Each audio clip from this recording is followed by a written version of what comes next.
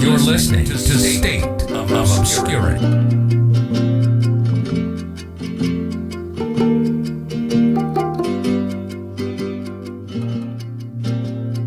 Hello, everybody. Welcome back for another episode of State of Obscurity. This is episode number 80. We are coming to you live and direct here on Tuesday, December 20th. And with me, as always, Big Chile in one corner, and in the other corner, we have Sticky. Gentlemen, welcome back. It's been a while. How have you guys been? What's up? Been all right. Managing this cold, you know. Damn, I've been all right. Just the same shit, different day. But the cold is I like the cold, but It's supposed to get like below 20 on Friday. apparently we're supposed to have another Winterland storm or some bullshit. Shoot, I mean, Wonderland. that was one of the questions I asked before I got hired on. I asked my boss, I'm like, hey, when we had that like freeze, you know, that big freeze, I'm like, did you like have to come in to work? He's like, no, it was just like the people who had work, I paid them for that day, and everybody else was off. I just told everybody to stay at home. I was like, cool. So maybe if it freezes this Friday, I mean, I won't have to go to work and I'll still get paid. Hopefully. That'd be nice. Yeah, I mean, because we really can't risk it. Like, Texas is not like built to have sustainable vehicles to be out there in the like I guess freezing Nice. cold. On Bro, top I'm of that, not too, risking my life to deliver somebody's food. Yeah. I'm good. yeah, like I said, I get it. Some people need their medicine, some people need their their gifts and stuff. But yeah, we're not really built or trained to like handle that. I'm pretty sure everybody else in like the northern states, they're like, oh yeah, you gotta do this and do that. Drive a certain way too. Like I said, I've had my fair experience of driving in the snow, and it's not fun when your foot's on the brake and your car's still going. That shit. Oh man, because like I think That what was it like? hydroplaning? Yeah, it's like I think like whenever we had that snow, was it last year or 2 years ago? I can't even remember. But I was. It's been pretty constant for the last 5 years, right? I think we've had a freeze every year. It's the last 5 years. Shoot, I guess maybe 2. Yeah, no, I think you're right. It's been like 5 years, but I don't know, man. Like I feel like the winters are getting colder, like the summers are getting hotter. The climate change, man. Like it kind of reminded me of what's that one movie, The Day After Tomorrow, where like they show the map and it's like 3 big ass like hurricanes or whatever. Hurricanes. They like it got frozen all the way past Mexico and shit. I was just like, damn. Everybody was going south because it was like much warmer, but yeah, for the most part, man. Yeah, I was out sick too with COVID, right? That was like last week, was it? I can't remember, man. That shit sucked. They do say COVID kind of fucks with your memory a little bit. I mean, I think it was that on top of that work too, because like, what was it, that Friday? I was just like, we're gonna host. And we were like, I was just like, oh yeah, I thought it was still Friday. And I'm like, oh shit, I'm tripping. Like it is Friday.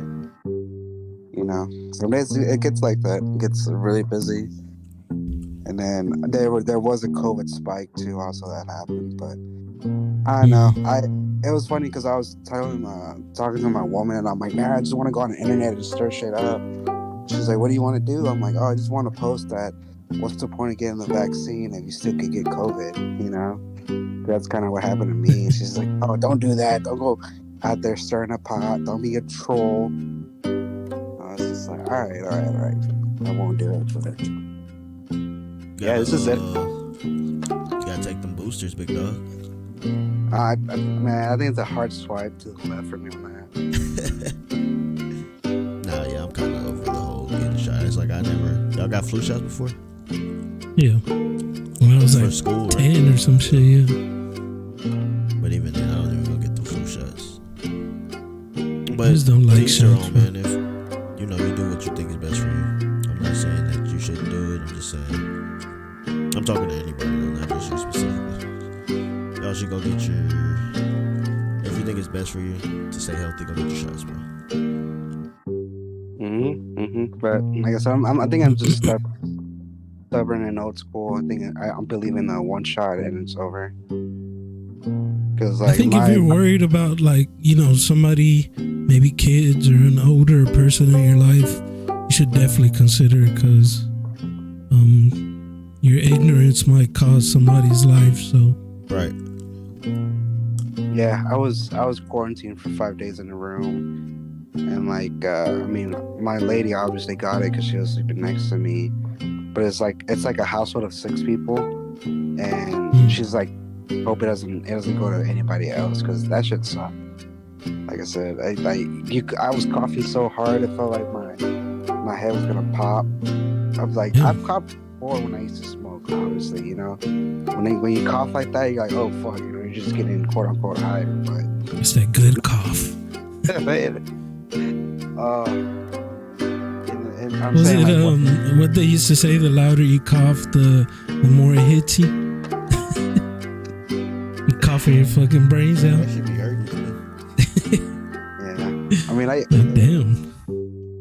I wouldn't pace myself. You can, man, when I used to like I used to just rip the bong and just like cough and cough and cough. It was funny too, cause like there's a certain like cough I make where like it's like I'm like wheezy and shit. It's just funny, man. Cause like Wheezy.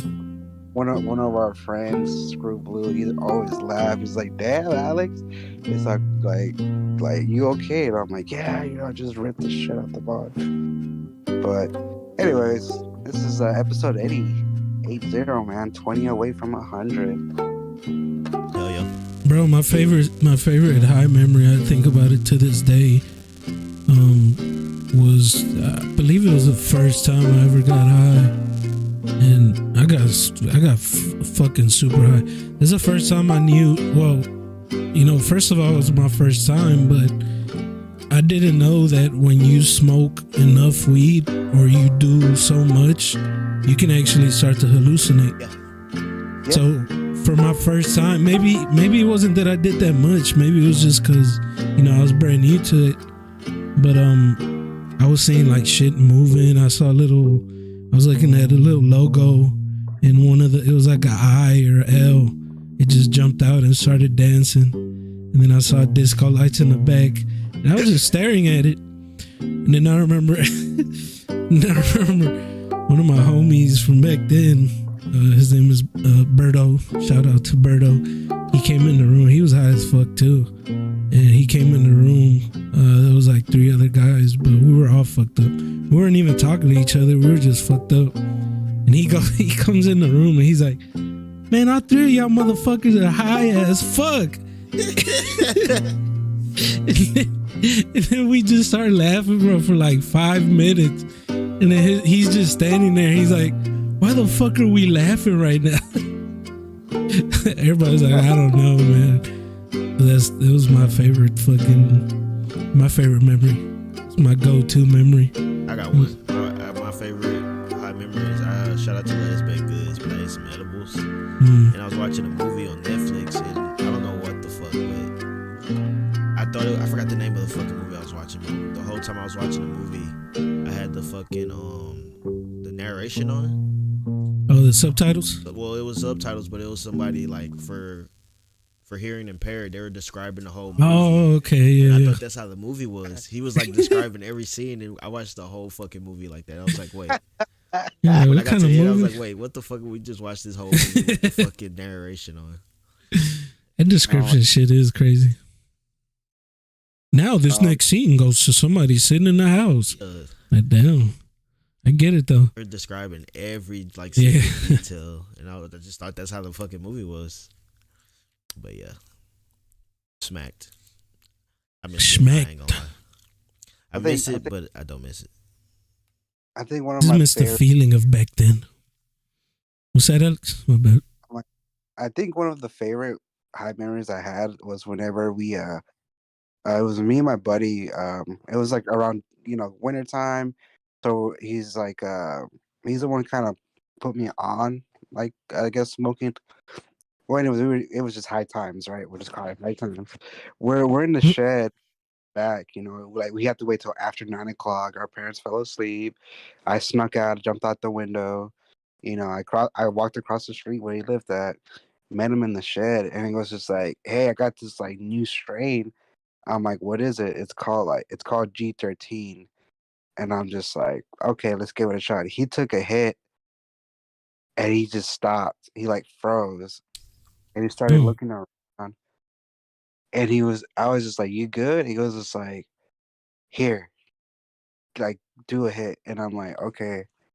I'm like, and I did a hit, and I also stopped and I looked around, and we made eye contact, and we were just laughing, and we were like giggling, and I'm like, "Bro, like, are we really like already that high off one hit?"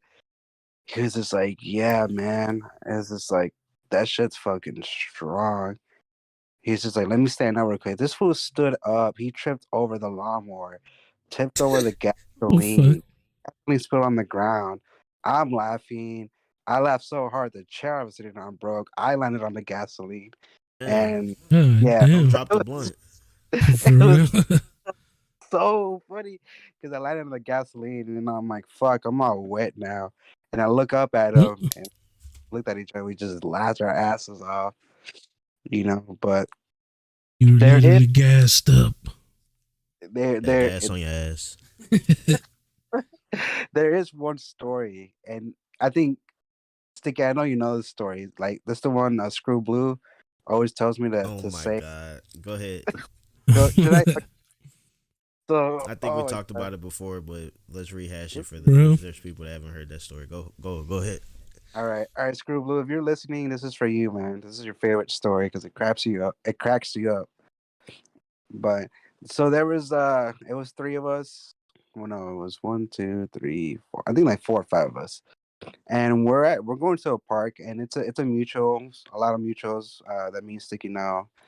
Anyways, I'm we're at the park because we're about to you know we're about to smoke, and I'm just like, okay, well, I've never really smoked back then. It was kind of like my first time, and there was a girl there. Obviously, I wanted to be like the cool guy and like smoke too. Well, anyways, one of the guys he asked the girl, it's like, hey, do you want to charge?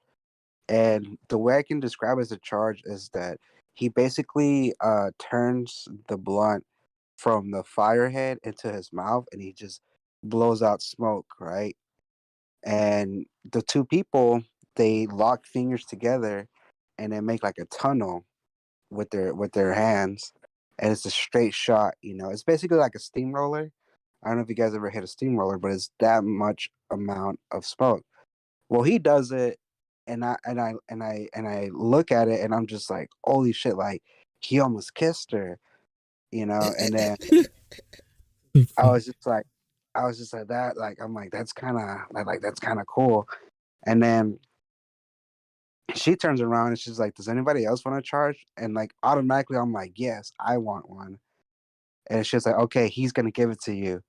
And that's where I fucked up. I'm just like, wow. In my head, I thought she was gonna do it for me, but no. Here comes this like musty ass guy who like never used to shower and he used to wouldn't wear deodorant. This fool always Him. stank.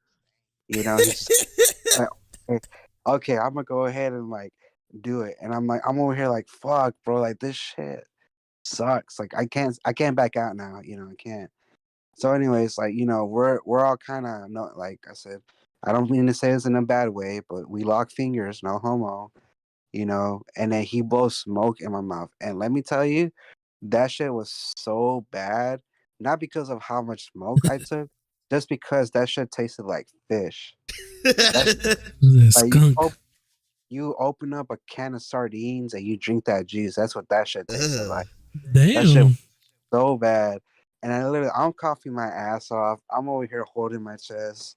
I got my hands on my knees, and then I literally walk away from everybody, and I go puke. I barf, I barf, and then somebody asked like, Alex, you good? I'm like, nah, bro, that shit tasted like fish, you know. But That's yeah, terrible, bro. that's basically the story. Like I That's a said, screw. horrible experience, bro. Yeah, if Screwblue, if you're listening, I hope you can save this in the archives and just listen to it. But yeah, and being optimistic though, I was high for like the rest of the day though, because like I coughed so much, ended up throwing up, and I was high all fucking day. I even went home and I lay down and I woke up and I'm like, bro, why am I still high? Like I want to get off this roller coaster, but I feel like that was a thing definitely where back in the day where we would smoke. I feel like that shit would last for hours, like all fucking Mhm. day. With the new weed, when they started making it legal, I feel like that wasn't the case. Can't mm-mm. chill no more. I feel like back then you would I could smoke a blunt once a day and I'd be like, I'm good, bro. For like 3, 4 fucking hours, just walk around like shit. I got Because another we Yeah. one. were smaller too. We were Probably, younger. probably. So you think?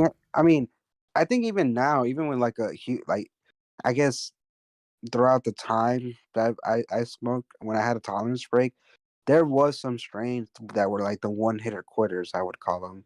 Like you would take a hit and you'd be like, "Fuck, I'm like out, like I'm off the shits for like 4 to 6 hours." But that is true. I mean, back then too, we used to smoke Reggie too. Like Reggie was like or what is it, Yeah, but popcorn too? Reggie, I like. I mean, I like a lot of people look down on Reggie, but I liked smoking Reggie. I I didn't yeah. mind. I wasn't a So, bougie smoker. I'm like, bro, weed's weed. Whatever you got in that blunt, I'm gonna smoke it. As long as it ain't laced with nothing, I'll smoke it, bro. If it's Reggie, who gives a fuck? Let me hit that Reggie. yeah, because I mean, back then it was just like, do you want quantity or do you want quality? Quality is X amount of price more expensive, but quantity, you get a lot of it. You just got to pick the seeds out. Like I just sit here and smoke all day. I can just have weed for like a week at a time. But there was a Oh, time where it was dry out there, and we started. I ain't gonna lie, we were smoking that synthetic bullshit. oof, Mm. And oof. I have a funny story. I don't know if I shared this before on here, but me and my buddy, shout out to Bonafide, we were smoking at his house. And he had some shit called Bizarro. It was some synthetic weed. Rolled it up in a Oh, blunt, and I don't know what the fuck. It was crazy because we were outside in the backyard, and I think we hit to like half the blunt. And as soon as we went in the house, I was like, I didn't know where the fuck I was at. I was like, where the fuck am I? And in the background, before we went to smoke, we were gonna play Counter Strike Go. We were gonna play Counter Strike or some shit. Damn. And so the music was just blasting in the house, and that's all I could hear is like some try hard ass military drums, just doom, doom, doom, doom, doom. Paranoia. And bro, I was tripping, and this fool, I don't know where the fuck he just disappeared.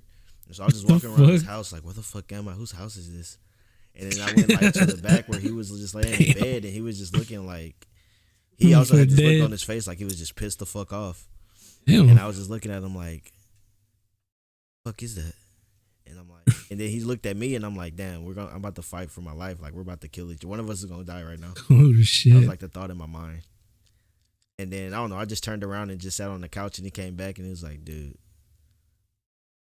shit, bro. We were just both sitting there. We were just both sitting there on the couch for like a minute. I was like, bro, I thought we were about to kill each other. That shit was yeah. scary. Fuck It that was synthetic shit, bro.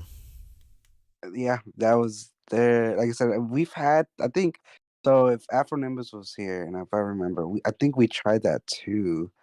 But it was funny though because like we when he was living off this 2-story home, his room was in the corner, and we were like we would turn on all the fans. So first thing first, we you put that towel underneath the door.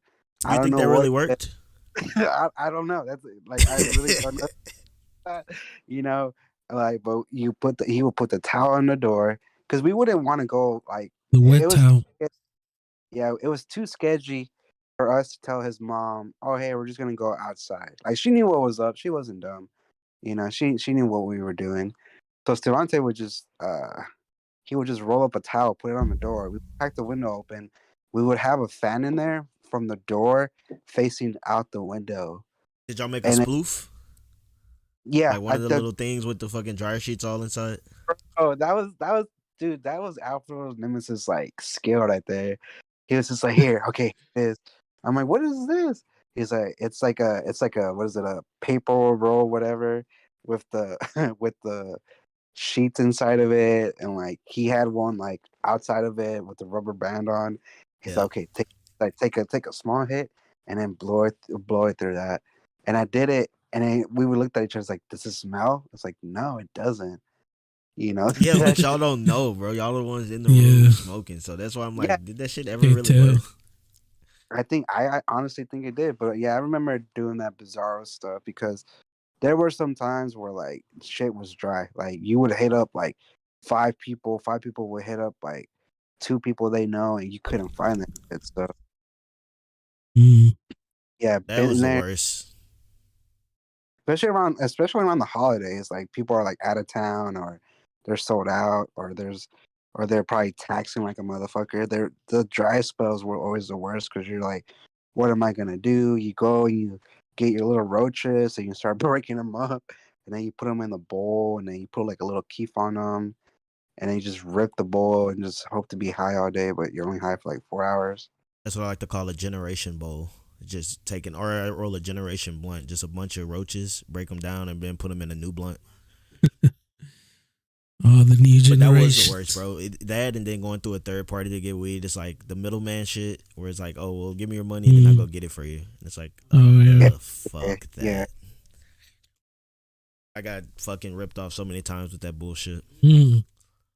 There was one time that really pissed me off though. It was like somebody I was chilling with, the same guy that gave you the charge.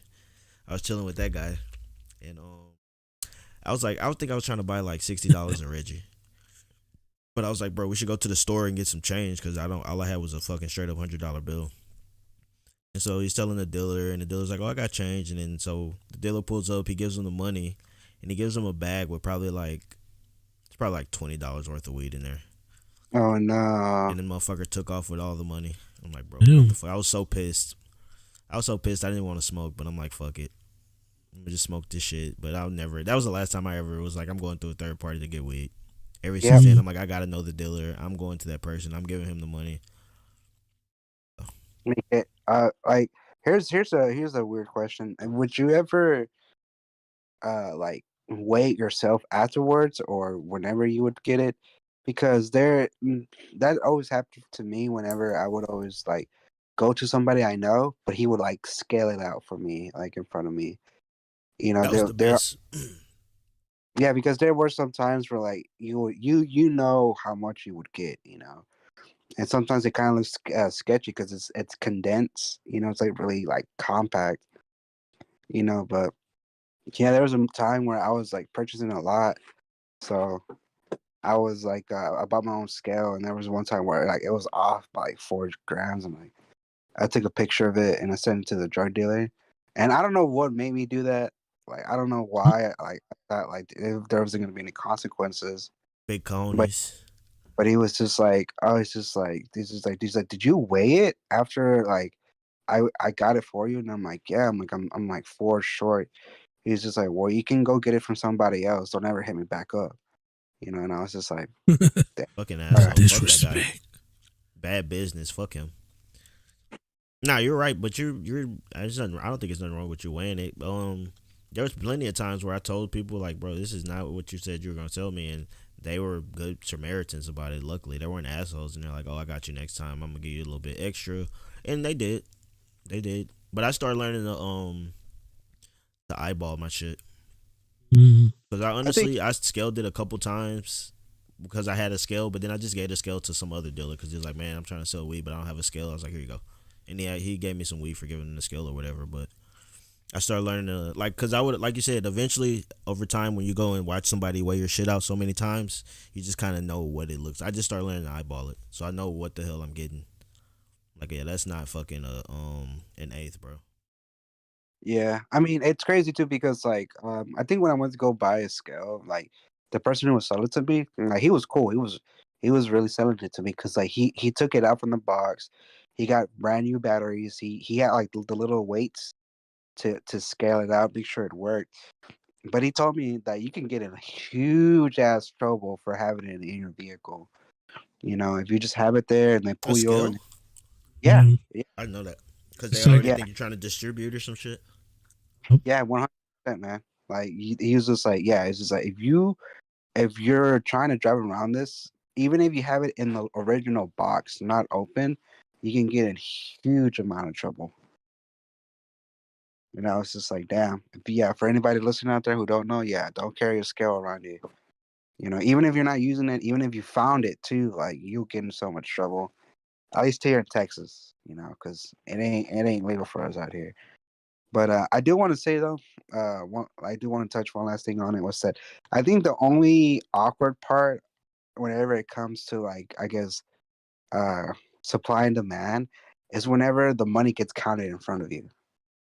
You know, like whenever you distribute the money and they're just looking at it and they're like, okay, I'm gonna count the money, and they count it right in front of you. I always feel this weird awkwardness because it's just like I'm never really trying to rip anybody off, you know. But like I said, I've heard a lot of stories where people are just like, yeah, you know, they gave me fake money. I've done Like, that. I've definitely been the one to rip my drug dealers off. Well, not, but it was people that, like, I really was like, I'm gonna buy from this dude one fucking time and that's it. Because I didn't know the drugs, like, somebody gave me their number, so I'm like, all right, fuck it, I don't trust this dude. I had a bunch of fake 20s and I gave it to this dude with one real 20. It was like, I bought $100 of some weed, some dro. And I gave him, like I said, 4 fake 20s. oof. And then, yeah. He was trying to hit me up and threatening me and shit, but I was like, whatever, bro. Like you You don't know don't me. even know me. Come find me. Fuck it. But that was the last time it was instant karma because that same night I got in the fucking bad car wreck, totaled my car. Mm, Instant karma. I was like, I'll never do it again, got my message. bro.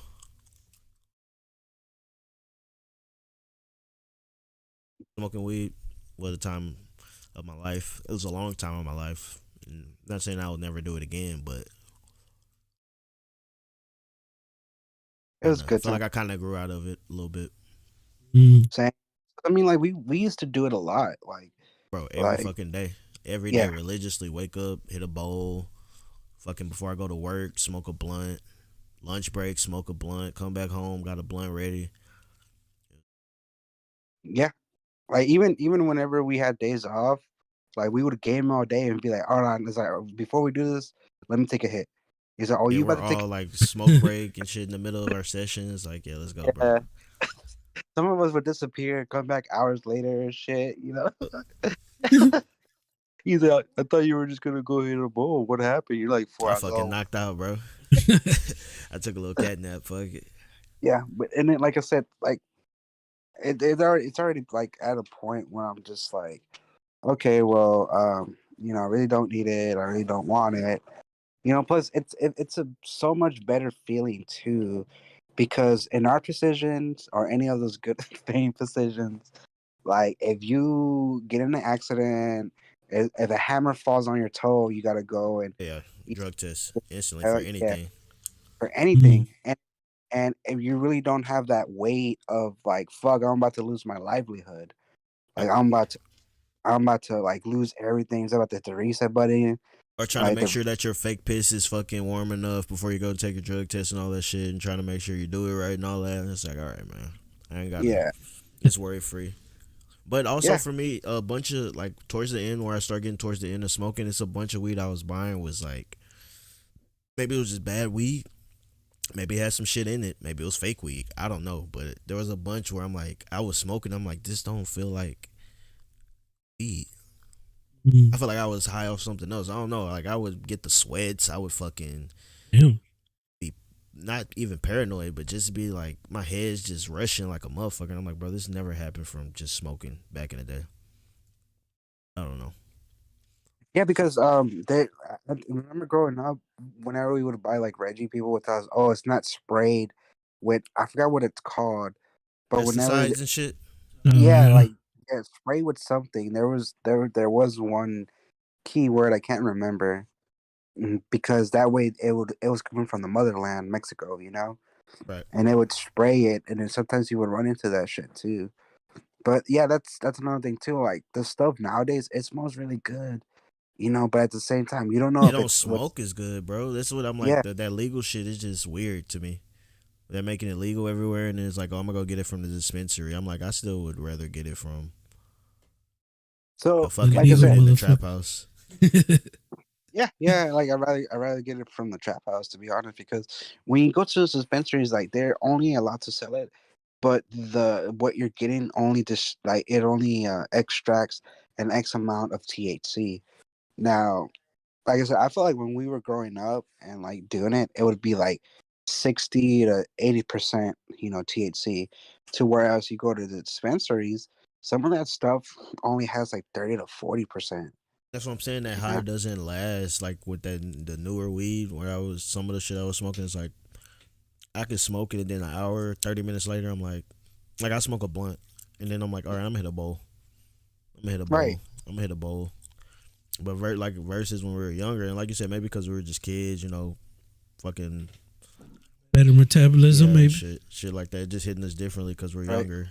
We But were little.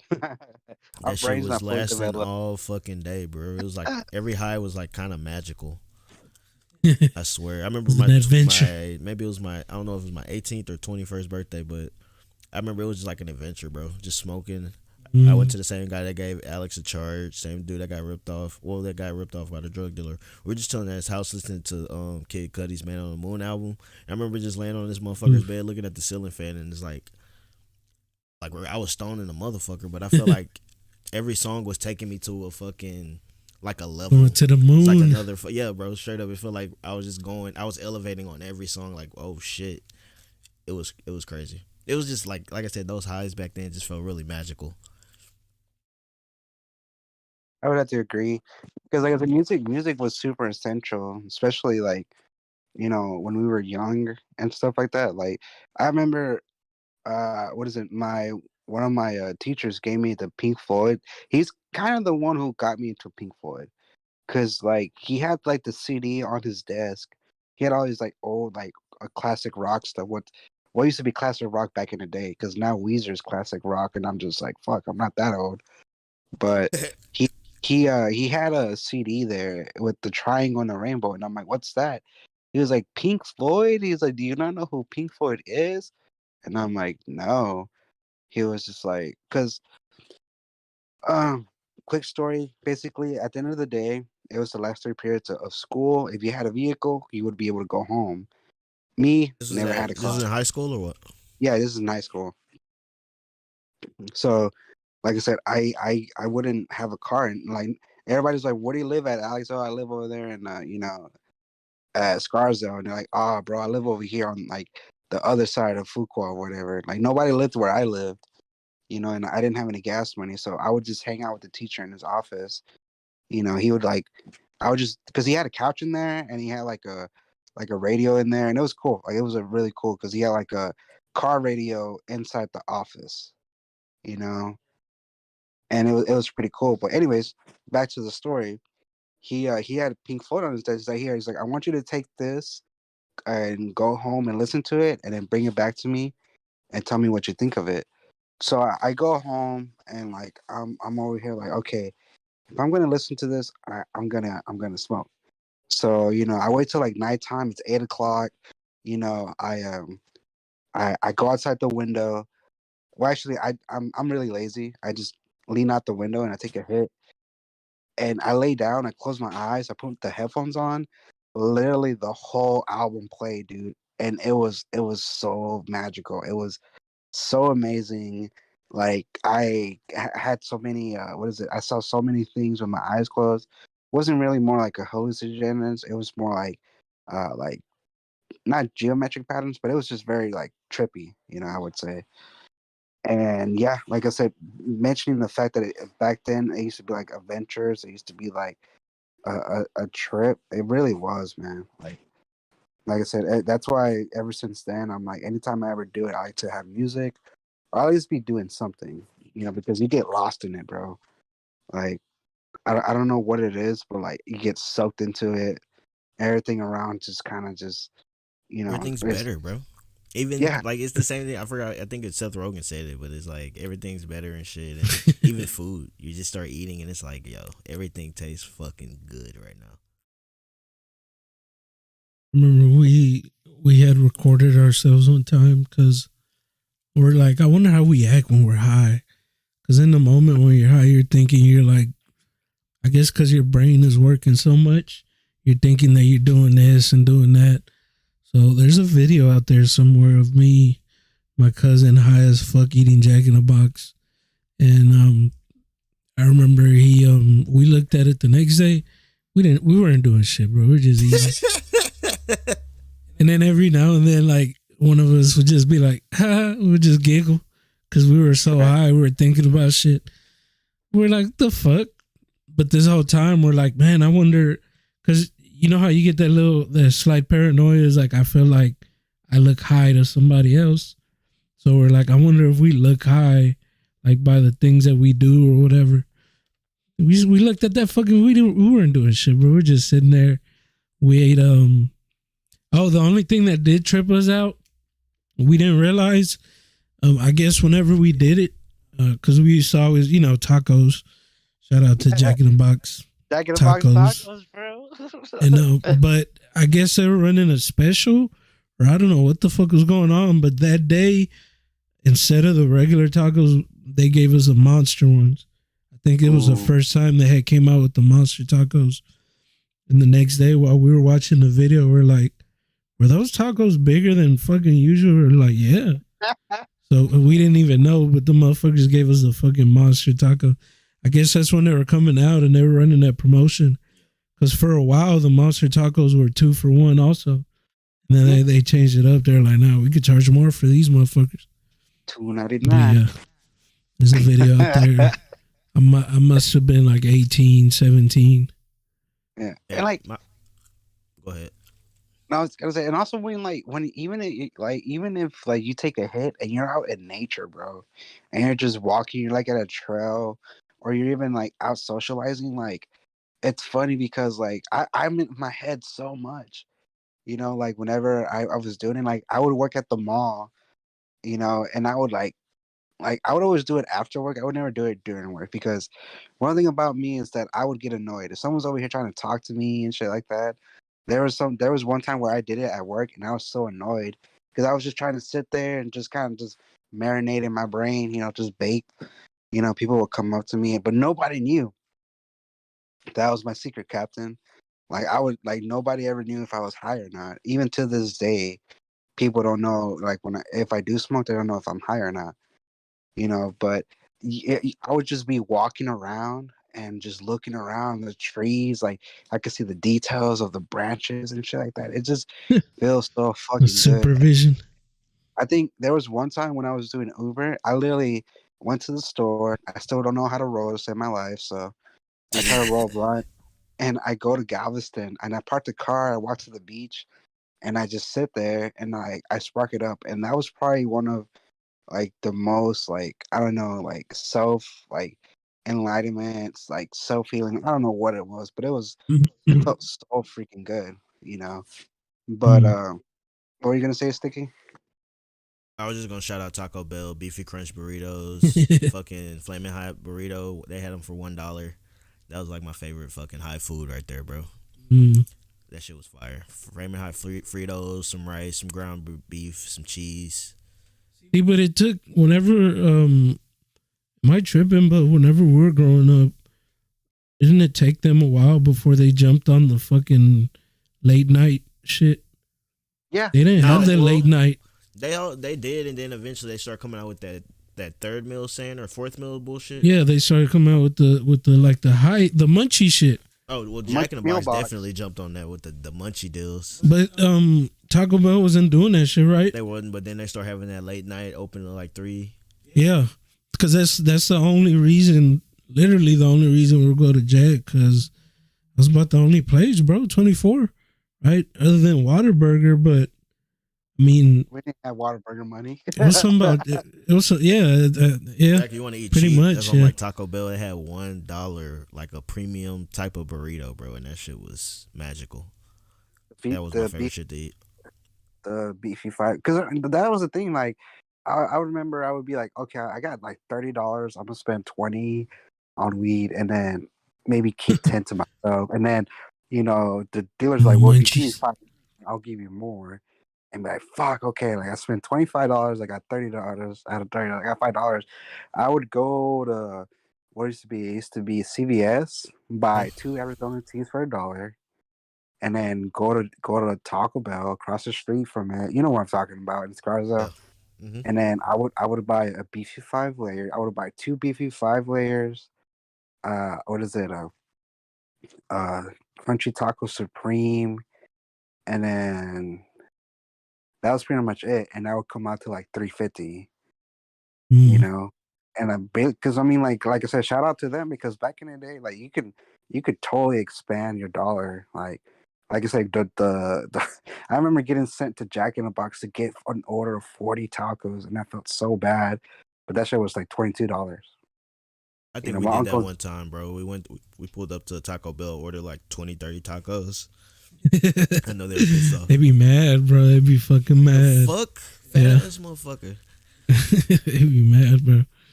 They would run out too. Like you pull up at Jack in the Box and be like, "Oh, sorry, we're out of tacos for the night." Be like, "Who the fuck came in all the tacos?" But yeah, bro. Okay, I got one more. Hold on, I got one more story. Shout out to Curly, but I remember, I don't know if this was the same day on my birthday or what it was, but I don't know if we're skipping school or what, but he let somebody drive his van one day, and we were always fucking getting stoned and shit, but he let somebody drive his van, and He was like, "You sure don't fuck my shit up?" And the dude, all I can remember is he was driving a van and we're pulling up to somebody. He's like, "Oh, it's right here." And the dude, like, we're in Riverstone Ranch, and he skirt all over like fucking like 3 or 4 fucking people's grass. He was like in their grass, bro, trying to make a fucking turn into somebody else's driveway. Like, damn, dude. I ain't gonna lie, I did that before, but the only reason I did that is because we were all high too, right? In the car. This is when I had my Grand Prix. Maybe it's just because I was high, or maybe it was because they're high, or because we were all high. But they told me right as soon as the turn was right there. And for some, like, you're fucking high. Your reaction is, oh, shit, right here. And I did the same shit. I whipped the fuck out of that motherfucker. But it's because the turn was right there. Like, oh, this is a turn. So I'm like, oh, shit. I don't want to miss it. I'm over here. So, yeah, I know. Maybe that's what happened. Maybe he told him too late, He was like, oh, shit. That's funny, though. I could be a pretty bad co-pilot sometimes. Because I'm like one of those people. Especially high. Like, I'm like, yeah, like, you were supposed to make a turn 2 rights ago. Why didn't you say anything? In my head, I thought I did say something. I didn't. I said it in my head. I didn't say it out loud. And it was always fun too. I would say I always liked having to get in the car. Like, all your homies are in the car. You guys are all going. Bro, high boxing. That's what we would do a lot, bro. For real, we would all get in the car, like 4 of us, 5 deep in the fucking car, two months in rotation. We find no oxygen in there, bro. Yeah, it was no, so straight times smoke. we've been paranoid too, where we just pulled up in front of a random house, and damn, we would go to one of our buddies' house that didn't smoke. Shout out to I'm using the PlayStation names, H-Town Legend. We pulled up to his house one day and we were just like, bro, we're just gonna smoke outside his house. Like, it's a cul-de-sac, nobody ever comes over here. Fuck it, we just smoke outside the house.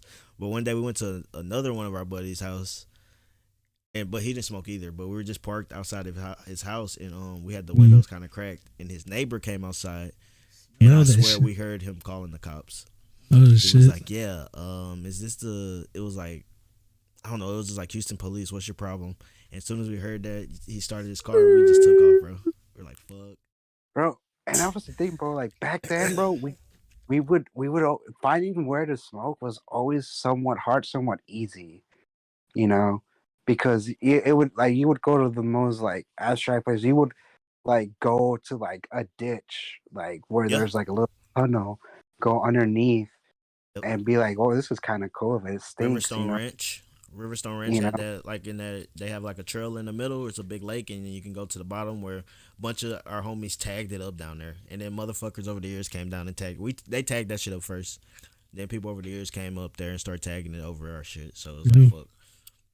But like you said earlier, we would find the most abstract places. Like, we would go to fucking we would go find a trail just to walk through, like a tree, and then like, yeah, let's go down here. Let's just walk this way and light up a blunt. And then while we were walking, we would see the other people also fucking smoking and shit. It was always cool to get on those little adventures.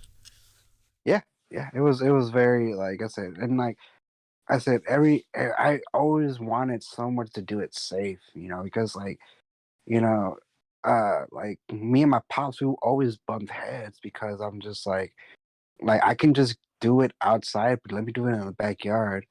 If like, I'm pretty much putting myself more in a liability of getting in the car, going somewhere else and doing it than just doing it in somebody's yard. Because I had one buddy where like his parents were okay with him doing it, but just in the backyard, like behind the tree, like go in the corner away from the house, but stay on the property,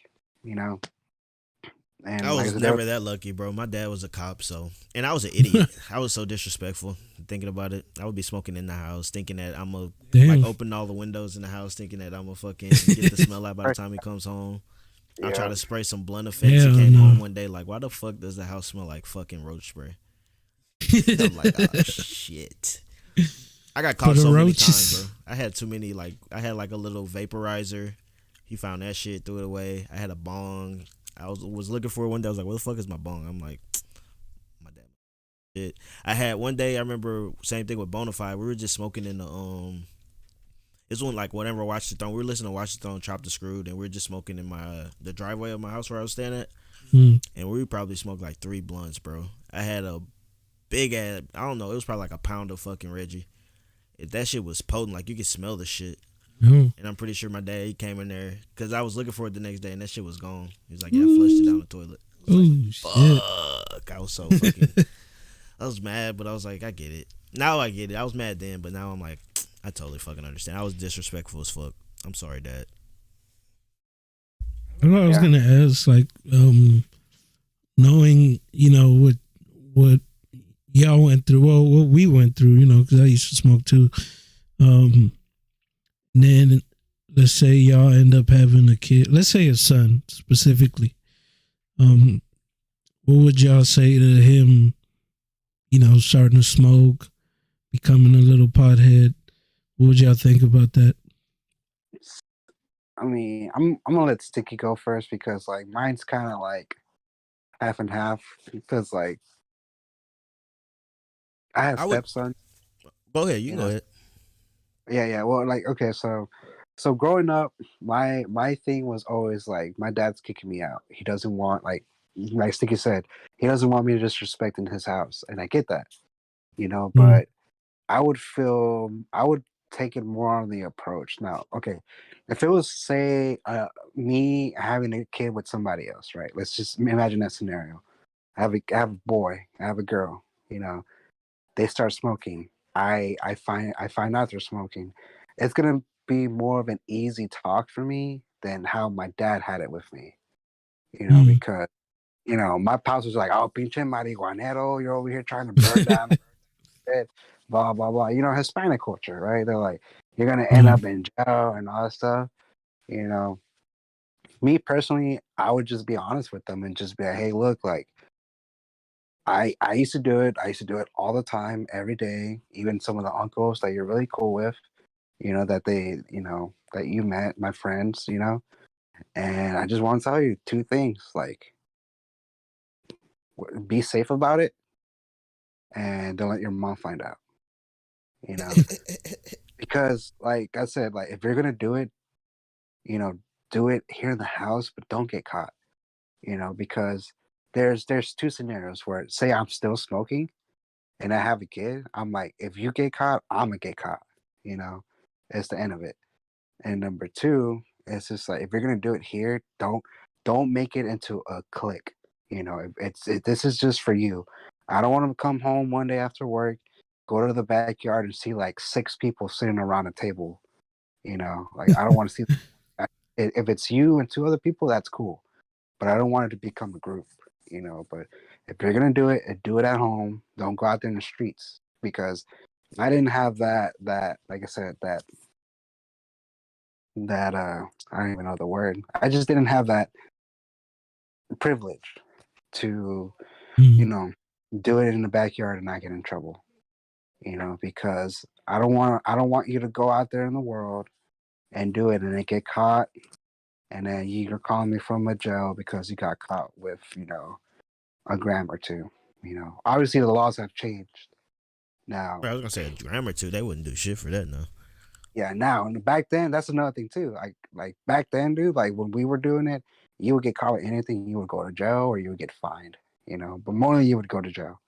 That's how bad it was. That's how super bad it was. That's why we were like it was fun and adventurous because we would always do it and try not to get caught.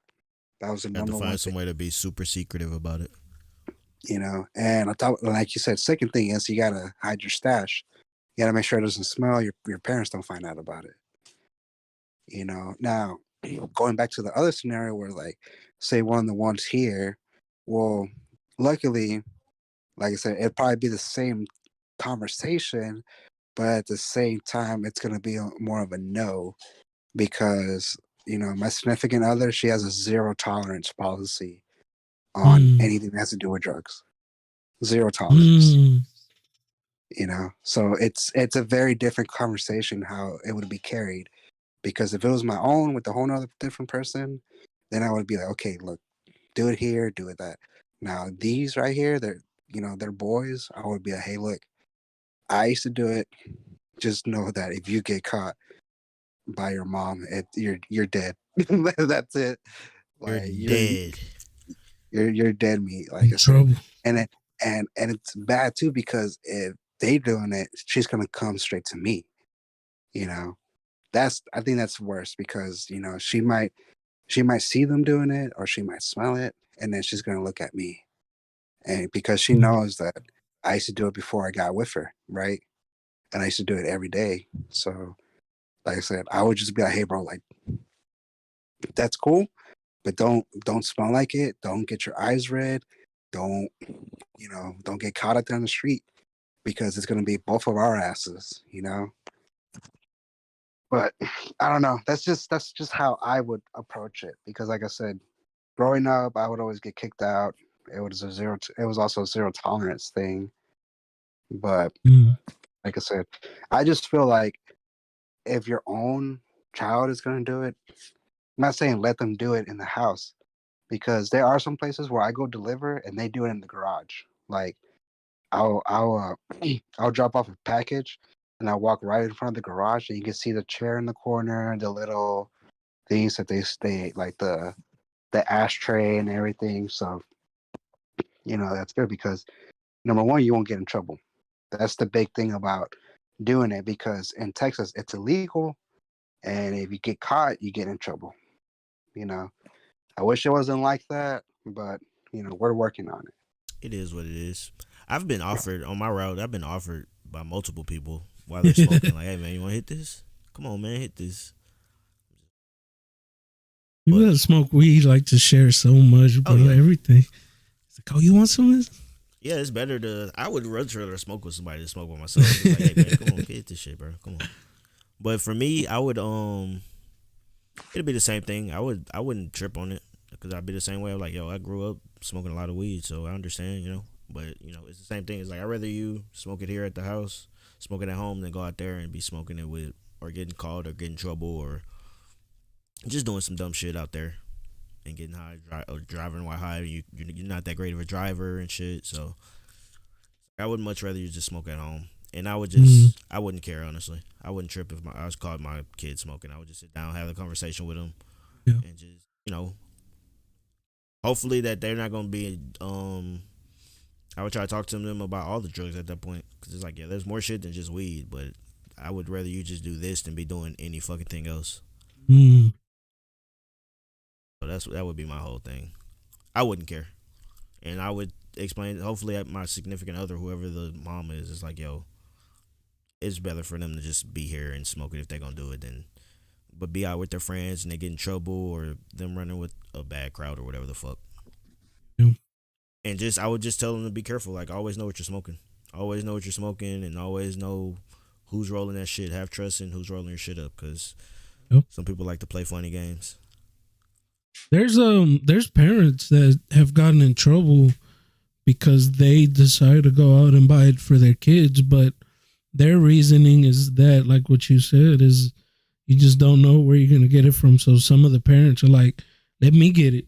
That way it's safe." I know. Who I'm I'm an adult, but unfortunately they get in trouble. To me, it's like they shouldn't necessarily get in trouble. They're right, but the law is the law. So I get that part too. But it makes sense, for a parent to want to go get other kid.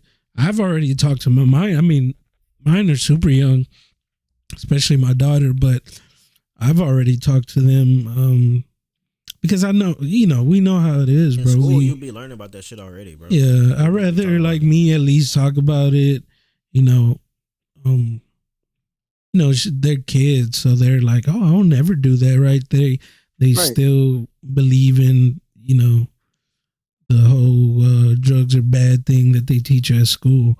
But I already know that eventually things might change. I'm not saying that it will, but I still talk to them because I know things could change. They're going to be a teenager, and those years, it's like it's their years, right? Yep. When a kid becomes a teenager, that's for them, right? So it's like from baby to I guess preteen, it's still up to the parent.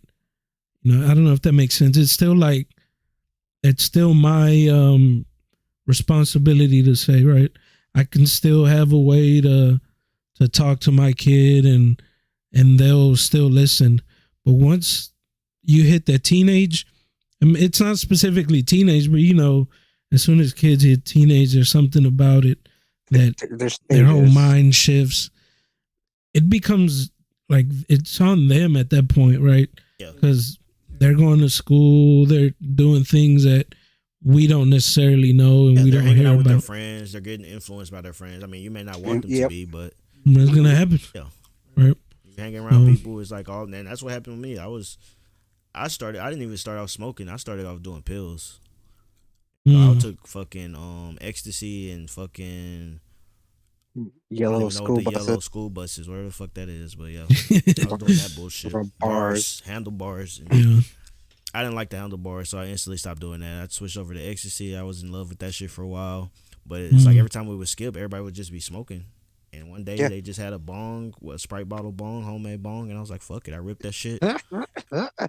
And I mean, I didn't get high, but then there was another opportunity that came up to smoke, and that's the first time I remember we smoked in an abandoned house. It was some shit called Trainwreck, and it was like, oh my god, bro, Trainwreck. it was great. I smoked that and walked all the way from my dad's house to Riverstone Ranch to go hang out with some friends, and it was just an experience.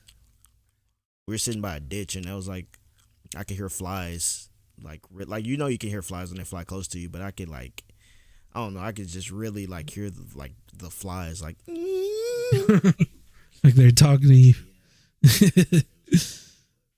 I wouldn't trip if my kid started smoking. I'd just be like, hey man, Mm. I just sit them down, have that conversation, and just be like, I'd rather you do it here, you know. You not like Alex said, I don't want you to have like 80 friends over here, 6, 7 friends over here, and y'all Right. smoking every fucking day. But like you and 2 of Mhm. your homies, that's cool, whatever. Yeah, this could be your safe haven. It's all good, man. Yep. Yeah, and what is it?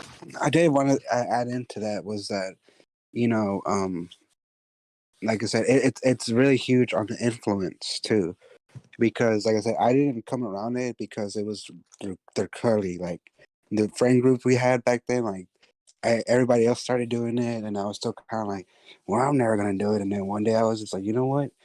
Curiosity, man, curiosity killed the cat, and I was just like, I'm gonna go ahead and try it. You know, I'm gonna go ahead and see what the hype is about, and yeah. Ever since then, it was like every other day, like, hey, you know, we're gonna smoke. You know, what are we gonna do today? We're gonna go ahead and smoke. You know, but for the most part, yeah, man, it's a different conversation. Like I said, they might be drug free all the way till they're maybe older, because my I'll leave in niece, college. yeah, my niece, she's like she's about to be like 22, 23. Never wants to do it. Doesn't even want to drink alcohol at all. No alcohol, nothing. See, that's my You thing. I would know, rather them smoke than be drinking alcohol. I wouldn't want my I wouldn't want my kid drinking behind my back. Like that'd be Mm. more like a more serious conversation in my You're opinion. more That's just more dangerous. you're more vulnerable when Yeah. you're drunk Mm-hmm.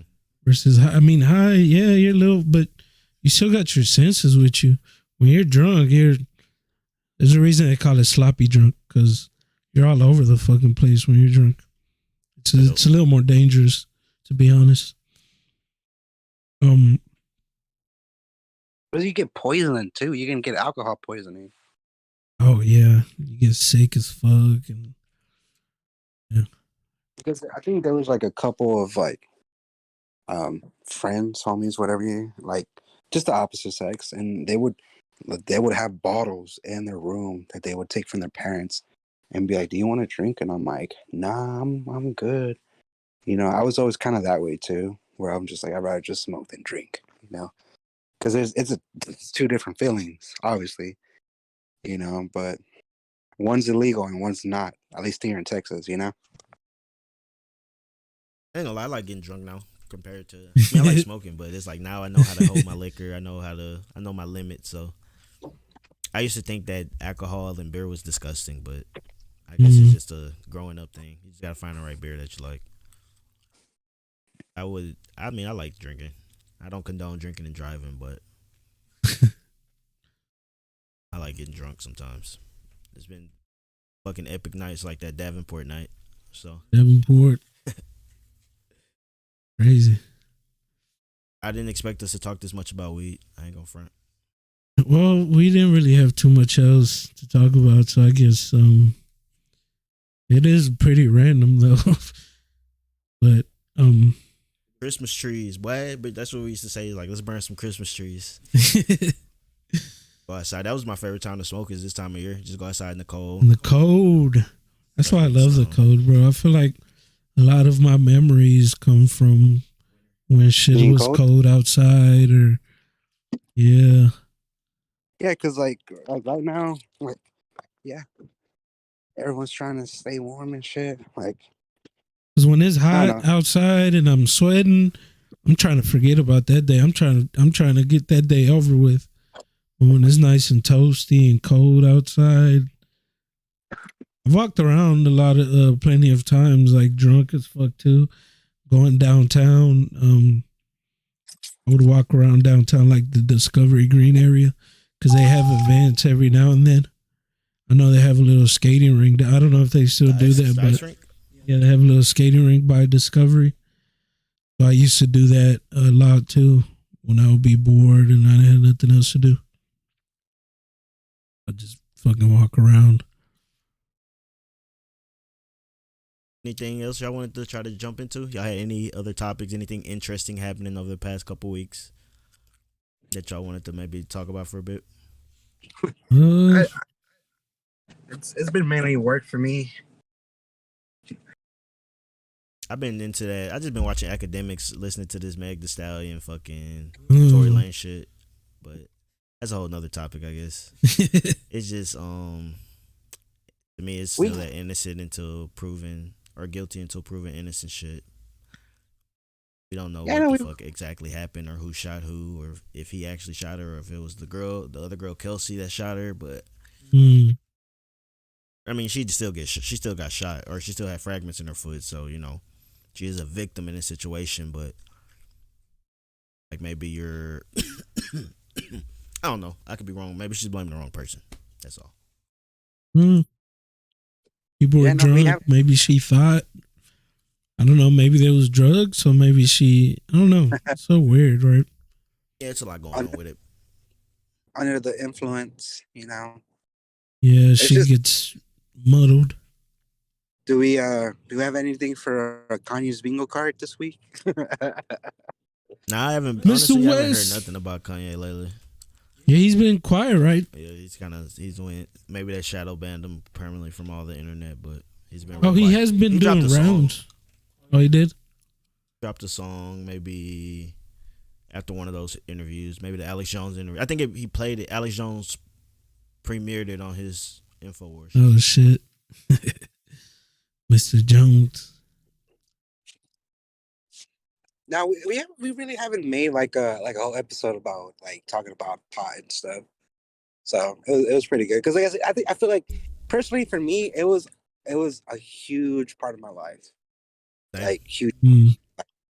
Like I like I said I'm barely 31. I probably didn't stop till like last year, you know, when I was like 30. So and I think I was doing it for maybe over 8 to 10 years, you know. Yep. I was gonna say like a decade long just smoking weed constantly. Maybe well not constantly, but I'm gonna say for me, I was probably in a kush coma for a good 8 to 7 years, just every day. Wake up, smoke, go get weed. Yeah. It was like that was like a bill for me every week. At the end of the week I'm gonna go buy some weed. Exactly. Like it was just like, okay, like I got this much for groceries, I got this much for this bill, and then I got this much for bud. But if I give up getting groceries, I'll get more bud, but the car needs gas. Like it was an actual bill, you know. And like I said, And it I was times where it's like I would rather smoke than eat. I would rather fucking get high than have groceries for the fucking week. That was my dumbass mindset. yeah, like I said, another thing too that can be included to the conversation to the kids is just like, look, if you're buying it, I'm gonna stop you whenever you start pawning shit to fucking do it. You know, if you're over here trying to pawn your console and shit so you can get high, that's where I cross the line. because what you were doing. luckily, no, I mean, I'm just saying, like, luckily, I never got to that point. You know, Oh, like I I, was I at that don't, point. I was punning games. I was trading games in. Not punning them, but I was trading that shit in to get fucking $20. GameStop. Anything I could. I wasn't punning my consoles, but definitely that's right. when I was getting physical games. That's why I stopped buying physical because I'm like, bro, I always just end up selling my games. I stopped just going the physical route. And I'm like, if I just do this shit digital, I won't have a reason to go and sell my shit. Mm. Yeah, So but like I said, I feel like that's where the line gets crossed because like there are some people. Well, I used to talk to some people who used to work at pawn shops, and they would always have the most interesting customers. Obviously, because people are just trying to get money. And there was this one guy who was trying to pawn a normal watch for $25. And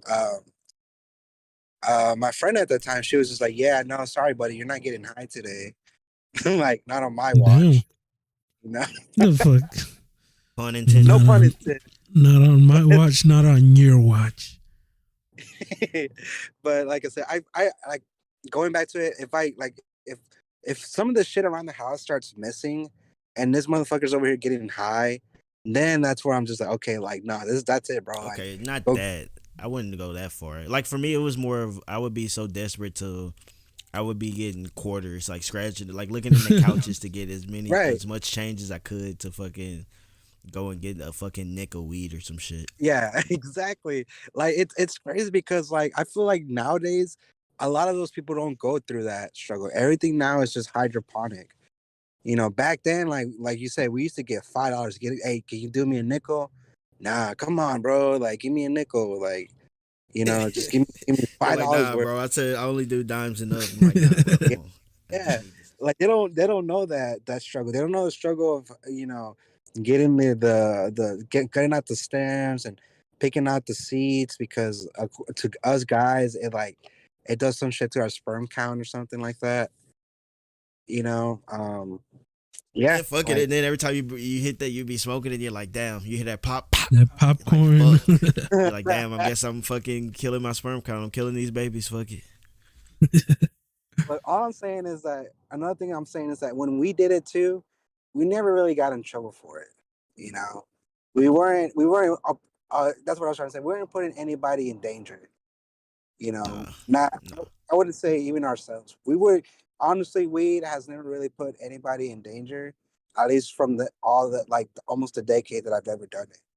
Sure, like there's been times where I've been under the influence of driving, but I'm a way much better driver when I'm like high. Yeah, bro. I used to love blunt cruising. I feel like Mm. it definitely made me a better driver too, because I feel like I'm more alert.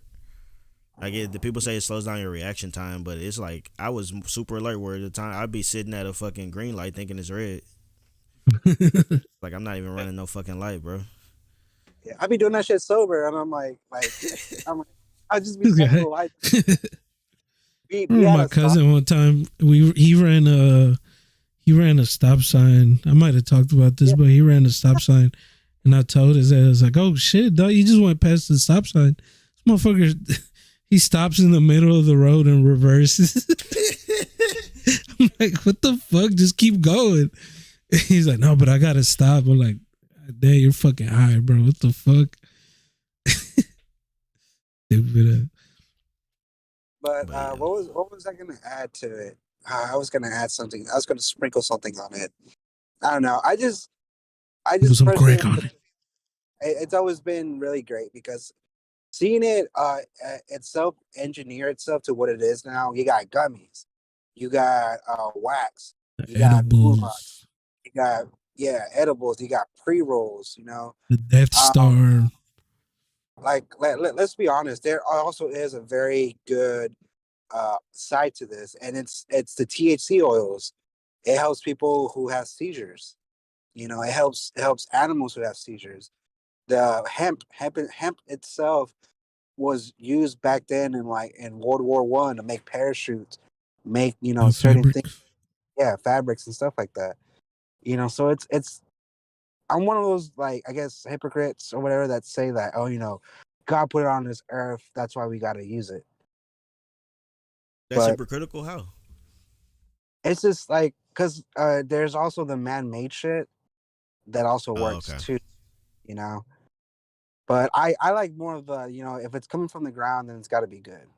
But Oh yeah, that's what I'm saying. It's like a flower, bro. Like it's natural. I don't think it's nothing wrong with it. It's the same thing with mushrooms. I'm like, hey, it's nothing wrong with fucking doing some, not even microdosing, just doing some mushrooms and experiencing that other side, I guess. But I'm all for drugs. I don't do them, but I'm like, fuck it, bro. Whatever you want to do, go for it. I'm not that's what gonna I was judge gonna. you. Just That's what I don't was get gonna. addicted. Fuck. I was gonna say. So do you guys feel like marijuana was a gateway drug? I was gonna ask that question earlier too, but Yeah, yeah. no. Well, that's a good question. I honestly, I would say no. Maybe it does make you more curious about other hallucinogenics and shit like that, but Mm, I don't think it's because, like I said, I didn't even start off smoking weed.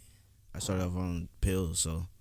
But it mm. never, after smoking weed, it's like, okay, well, yeah, I did mushrooms, I did acid, but I never was like, oh, well, it's gonna make me go and do other things. Cause I'm like, I don't want to be, I want to just trip. I don't want to do the other shit that's gonna make me fucking wild out. But to each their own. It might be Yep. different for everybody. Somebody might smoke and be like, damn, I need more of a high. I need a different high. And then go and start doing fucking coke or heroin or meth. Yeah, Because even when I started smoking, it was really about chasing the fun, right? I wasn't chasing the high. I wasn't looking at it like I want to get high.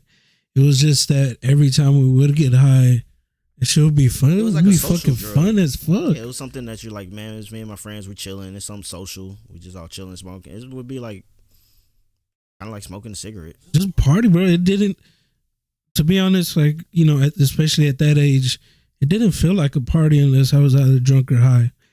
I couldn't be, it wasn't really a party if I was sober. Yeah, it would be fun, but Like, I want to feel how everybody else. I it want to be on made the it same level as extra, everybody yeah. else. It made it a little extra fun. Not trying to condone, but it is what it is. It how it feels sometimes. But I think it does become a quote unquote gateway drug for people that are using it, to chase a high, right? They're chasing that feeling, like you said, Stiggy. They're like, oh well, this doesn't do it for me anymore. Let me try the next thing and the next thing.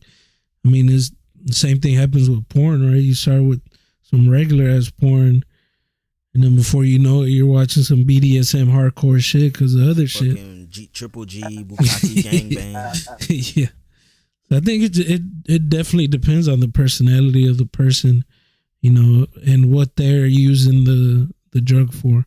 I was just chasing the fun, and it was always around, in party environments back then. So it's really why I did it. I was starting to become a little addicted to it, but I want to say luckily, but at the same time, it wasn't that lucky. But doing that fucking synthetic shit really, really fucked me up. It like fucked with my head, which maybe is why I'm crazy up to this day. But that shit really did change that for me. If it wasn't for that, I probably would have still been a fucking pothead. Yeah, and that was my problem. It's just it became I mean, people say you can't get addicted, but it's an addictive feeling. Yeah. Of getting high. Like I just enjoyed it, and it.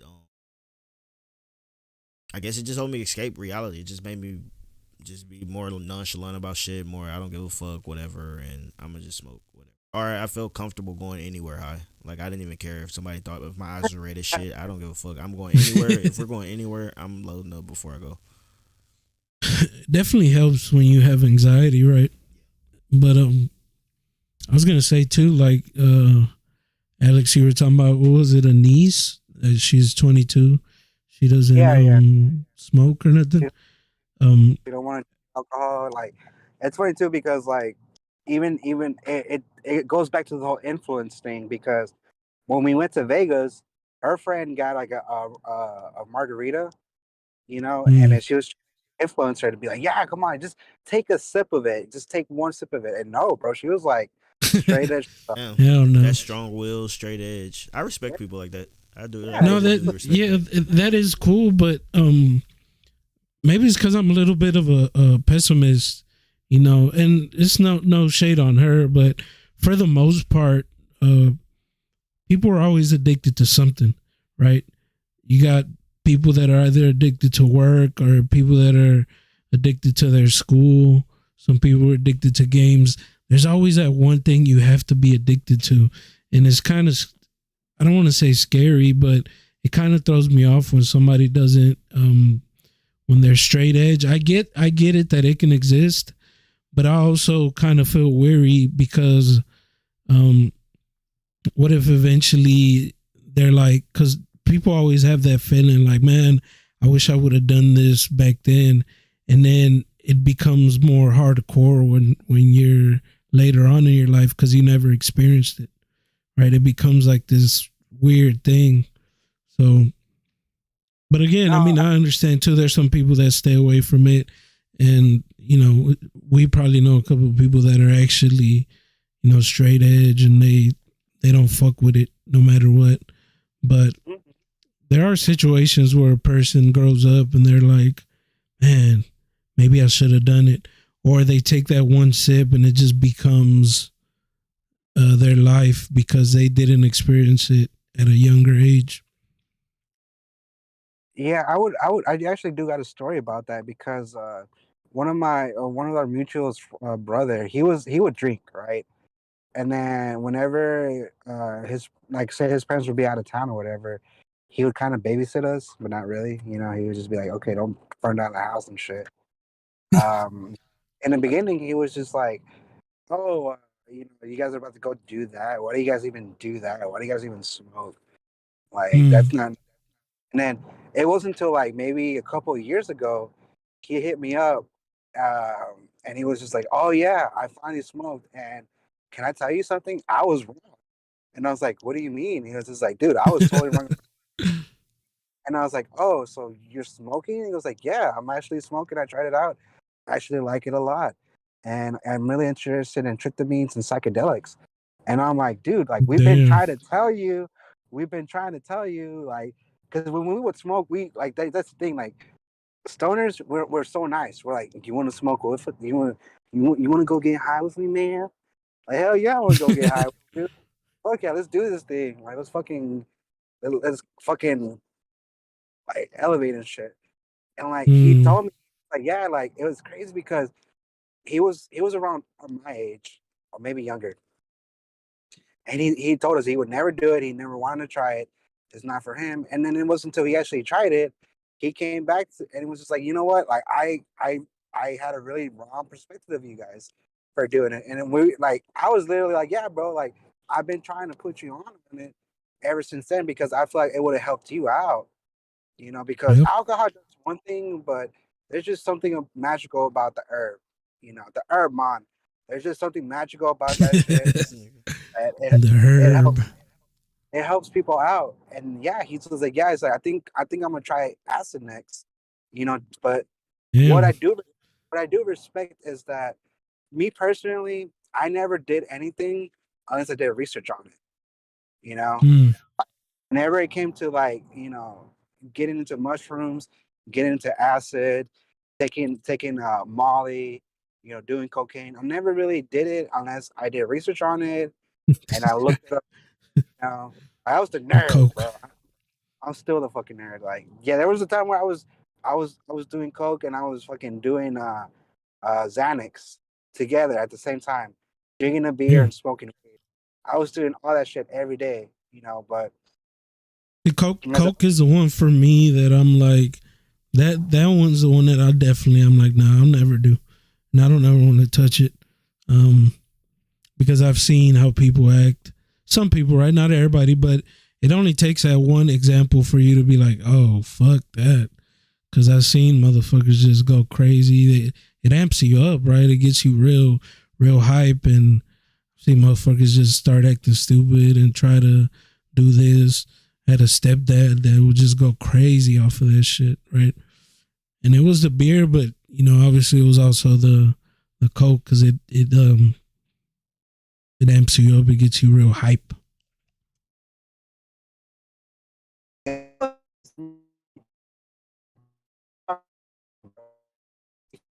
Your T-Pain. connection, yeah, I don't know what the hell happened. You're sounding like auto-tune the fuck up, like fucking Robot Wars, fucking all type of crazy shit. But see, I don't want to get, I'm only using your niece as an example because you mentioned it, but like maybe that one margarita wouldn't have been too bad, right? Because the thing is that unless she knows that for life she's like, I'm never gonna touch it, because some people are unsure, but like with me, or I guess with anybody, right, that has a little bit of common sense, with drinking, like you said earlier too, like you learn your limit, but you don't learn your limit by never drinking. You learn your limit by drinking, realizing what it does, and then being like, you know what, it's not for me. I'm gonna keep it at a low pace. It's dangerous to just start off out of nowhere because at that point you just don't know your fucking limit, and you're just gonna be going off. But then again, she is already 22, so it's a little bit better than just being a teenager and drinking. So I understand that too. But I think if she definitely is gonna stay away from it, then that's good. But if there's like that little bit of maybe I'm gonna try it eventually, I think the sooner you try it, the better. That way you can just get it out your system and move on from it. Yeah, like get your data, analyze it, and be like, okay, try it once. Wasn't for me. Obviously you're always gonna have influence around you. You're always gonna have that one person be like, come on, man, like just drink a little bit. Don't be like there'll always be that type of influence. But if you got that strong will where like, you know what, I did it, this is how I reacted to it, it's just not for me. People respect that.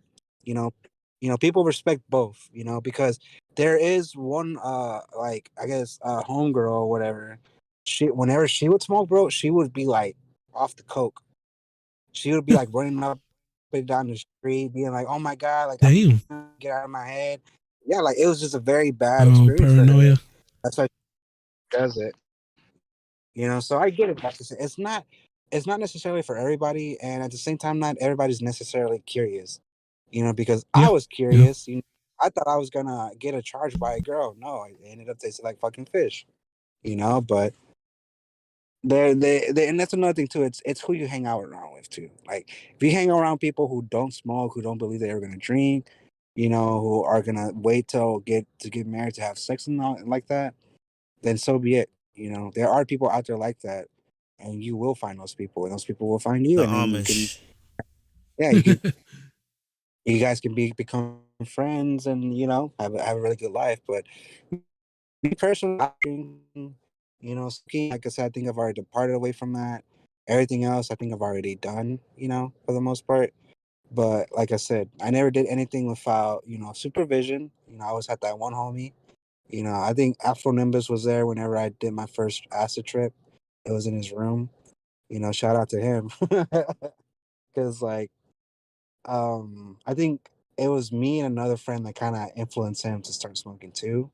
I like to believe that we were kind of assholes about it because my buddy had this habit of like, oh, you want to smoke? Take a hit. Like if you're a first time smoker and he knows this shit, he's gonna do this on purpose. He's gonna make you take the biggest hit and just tell you keep hitting it, keep hitting it, keep hitting it, keep. And then they'd be like, And then hold he's gonna pull out. Yeah, he's gonna pull out the fucking uh the fucking bowl and it's gonna like take a huge hit. You're gonna rip that shit and you're gonna fucking die, bro. Like you're gonna Yeah, it made me fucking do that cough your shit lungs too out. when I And first that's smoked. what, yeah, we did that to him, and I was there because like I was a little shit back then, bro. We But did it yeah, off ever a since gas then, mask.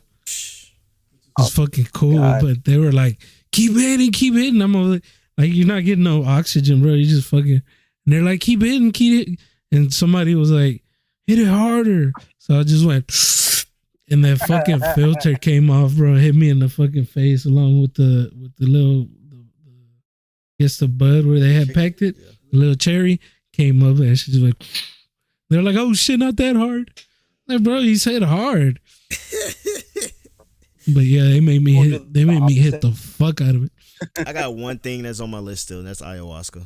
And then after that, I'll be like, all right, I'm good. I don't ever do anything ever again. Too scared of psychedelic shit, bro. I'm terrified. I don't want to, because, well, I don't even want to say it, bro. Because if you're gonna do it, then it's better. It's better for you to go in there with the clearest of. Oh, I mean that's always. After I had a couple bad like X trips and fucking. Yeah, but see that trips, but I don't know if that compares. No, it doesn't. But that's what I'm saying. I know now that it's like I always need to make sure that I'm in a clear headspace when I'm going to do psychedelics. Shit that's gonna really fuck with my head. That was I think we had a pretty good conversation. Afro Man for 2024. Afro Man for 2024. Clapping bitches with Colts 45s and two zigzags. Yeah, we're gonna wrap it up. We got about a minute and 30 seconds left. Get that quote. Quick last thoughts or shout outs. Shout out to everybody.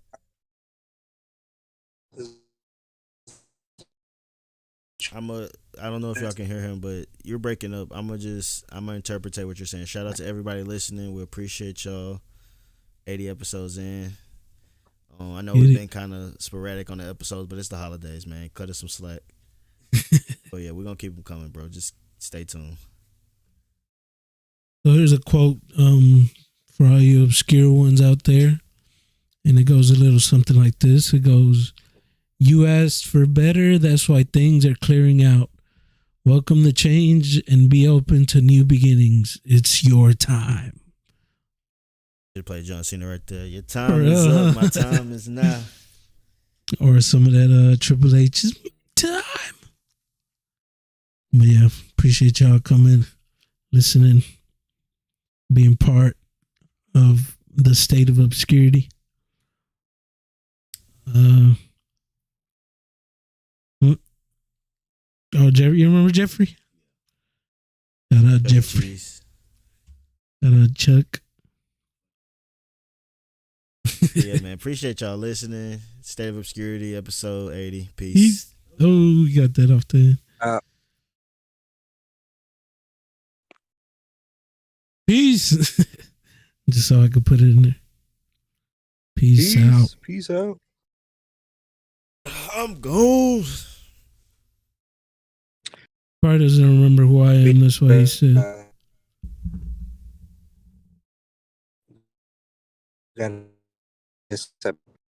This is this is business. What's up, Jeffrey? Are you still here? Shout out your business or what? JV General Contractors. Man. Doing the fencing, doing what else do you do? Hey bro, if you wanna well, I don't know if you're still here, but if you wanna come on one of the episodes, or maybe been thinking about doing like well, that's the thing, right? Like we don't have enough people that want to come on. Not that they don't want to come on, but Fireside chats for people's businesses and stuff.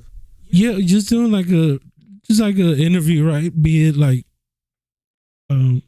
me interviewing somebody, or if we could jump on or whatever, you know. But just doing some side episodes where we're interviewing somebody. Like that YouTube person got back to me. They were just like, you know, yeah, busy. Yeah. So hopefully after the holidays, because I told him, I was like, yeah, I kind of fucked up by, you know, the time frame. It was a little off. I didn't think about it, right? We're coming up on the holidays, so sure, he's busy, but hopefully sometime in the future. I got some questions for him because type of videos he does. I want to find out, like, you know, what the process is with the what the mindset is. You know, what's like the process while you're doing like these scary videos? Because imagine like us as people that watch it, we watch these scary videos and we're fucking tripping out. Imagine having to sit there and edit it the whole time. I wonder how that is. So that's the type of questions I've been wanting to ask that person or anybody. But yeah, I want to try to reach out to more people. I've been thinking about doing something weird, but I don't know how I feel about it. But I've been thinking about reaching out to people that I've met in my life, like let's say Jeffrey, right? Or even people from middle school, high school, and having a conversation with them. You know, like a catching up, but also talking about like, you know, what's the memories that we've had and this and that, and how have you been from there? Kind of like a more personal thing, but I don't think a lot of people would be willing to share too much of their personal. I mean, hard enough to get people on the podcast, right? In general, because a lot of people have that stigma about podcasts, right? They think it's like nerve-wracking to them. Yeah, but I just feel like once you start doing it, it's just exactly. It's like I don't even think about it anymore. I mean, just remember when we first, like, even our first episode, bro, we were like, oh shit. Having a conversation, I don't even think about it. Exactly. Having a conversation, fuck it. That's probably why that statistic exists, right? Because it does take a while to get used to it, but now that we broke through that threshold, you know, it's not that hard for us anymore. Because, I mean, even last year around this time, bro, just imagine not having a topic like we did today. We wouldn't have been able to really pull this off because we would be like, fuck, we need to think of something. We need to have, because that's one of the things we were struggling with. Right. We're like, fuck, bro, we don't have no topics. What do we do? But freestyle the whole episode. Yeah, just look at this. We just came in here. We talked about weed. 12:20, baby. Bro.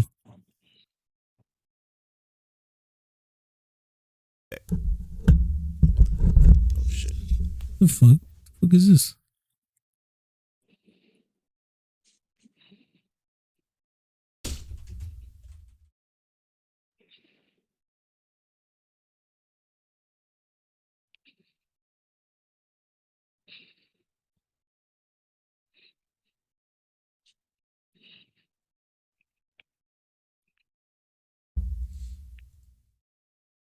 I've been thinking about going live too every day. I just don't know what the fuck I would even talk about, to be honest. You gotta interact with the people, even if it's just one person. It's just kind of just like egging you on, not egging you on, but it's kind of just there, you know. Well, I guess, the easiest thing I've thought about is just doing reactionary, watching YouTube and I guess reacting to it. But I don't know if I'm even that good at that, but I guess gotta try it, right? Yeah. Gotta try it. But I have been wanting to do something every day to kind of like up our engagement, right? That way we, it becomes more of a constant thing for people instead of weekly. And now that I have more of the time, this is the reason why I quit that other job, because I wanted to have more of the time for stuff like this. This feels more beneficial to me. So yeah, man, because I tried playing games again, and like I only played like 2 or 3 hours, and I was just like, fuck, like I'm still tired. Like I want to do some of the old hobbies and just new hobbies. yeah, that's true. That I feel the same way too. I don't know why, bro. I thought I would have been a grown up playing video games all the time, but I'm like you, bro. I play for I could go for maybe even 5 or 6 hours, but after that, I'm like, I want to do something else, to be honest. Just crazy. Yeah. Even when I was like playing by myself, like I was playing and I was like, okay, like maybe somebody's gonna get online. 3 or 4 hours later, nobody got online, and I was like, fuck, like I'm bored. Like, maybe I should do a single and like I remember when I used to just sit there and just keep going, like don't For stop. real. Yeah. Now it's like, fuck, like Playing games, how we've like we can only play for like 2-4 hours now without being like, yeah. this is boring. This is like boring. I could have watched something else. Maybe I guess this is what it feels like to grow up. I always thought I would have been a grown up just playing video games. I was just like, I'm gonna be. Well,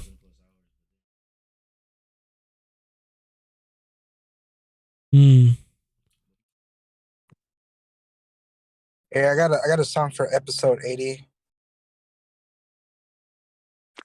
If you play Grand Theft Auto, you probably heard it. well, which one? It's Yellow Man, Nobody Move, Nobody Get Hurt. I don't think I heard it, but I'll pull it up. Nobody get. Wait, what Grand Theft Auto? New one or 5? Is it 5? That's the current one. Even though it's like I catch y'all 12 boys years later. old. All right, bro. Peace, You Alex. gonna be on the stick? Huh? I said, you gonna be on the sticks later or nah? I probably will like later tonight. All right, I'll probably This will one? too. Also, man. So, All right, big dog. all right, man. Take it easy, man. Take care. Be safe. He said, "Take it easy, take care."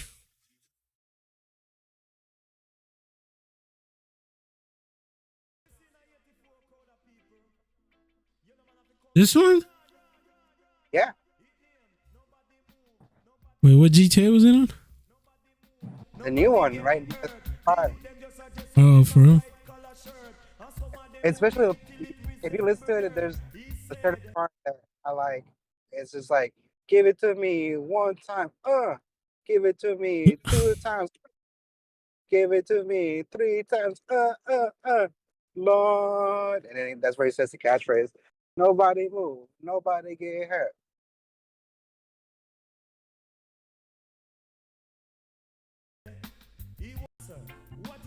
Mr. Rastafarian. Here's goes.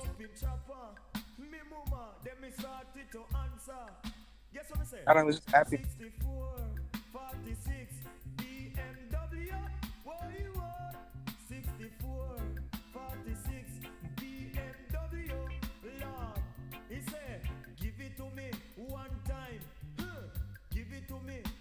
Oh yeah, the first comment. I feel happy when I hear this on Blue Arc Radio and GTA.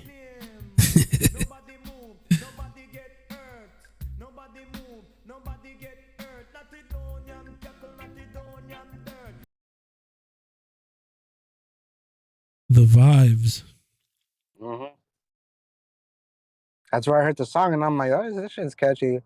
Like I listened to the reggae station on Grand Theft Auto. Or I listened to like the rock station or the what is it? The Mexican station too, because they play El Sonidito. With the Tío Nacho. Oh yeah, is it Theo Nacho? Wait, what's his name? Fuck. Tío That is Nacho. Yeah, and they added more stations, and I think they every now and then they switch up the songs that they play. Oh yeah, huh? They keep updating it. Yeah. They got newer songs on there, right? Yep. Like I said, the reggae station's like my favorite though. Pretty cool. Can't wait till GTA 6, though, to be honest. Gotta get that new gen. Oh, you're on PC, so you're good. You just gotta upgrade if you need to. Nah, I'm gonna still get a PS5 eventually once my finances even out.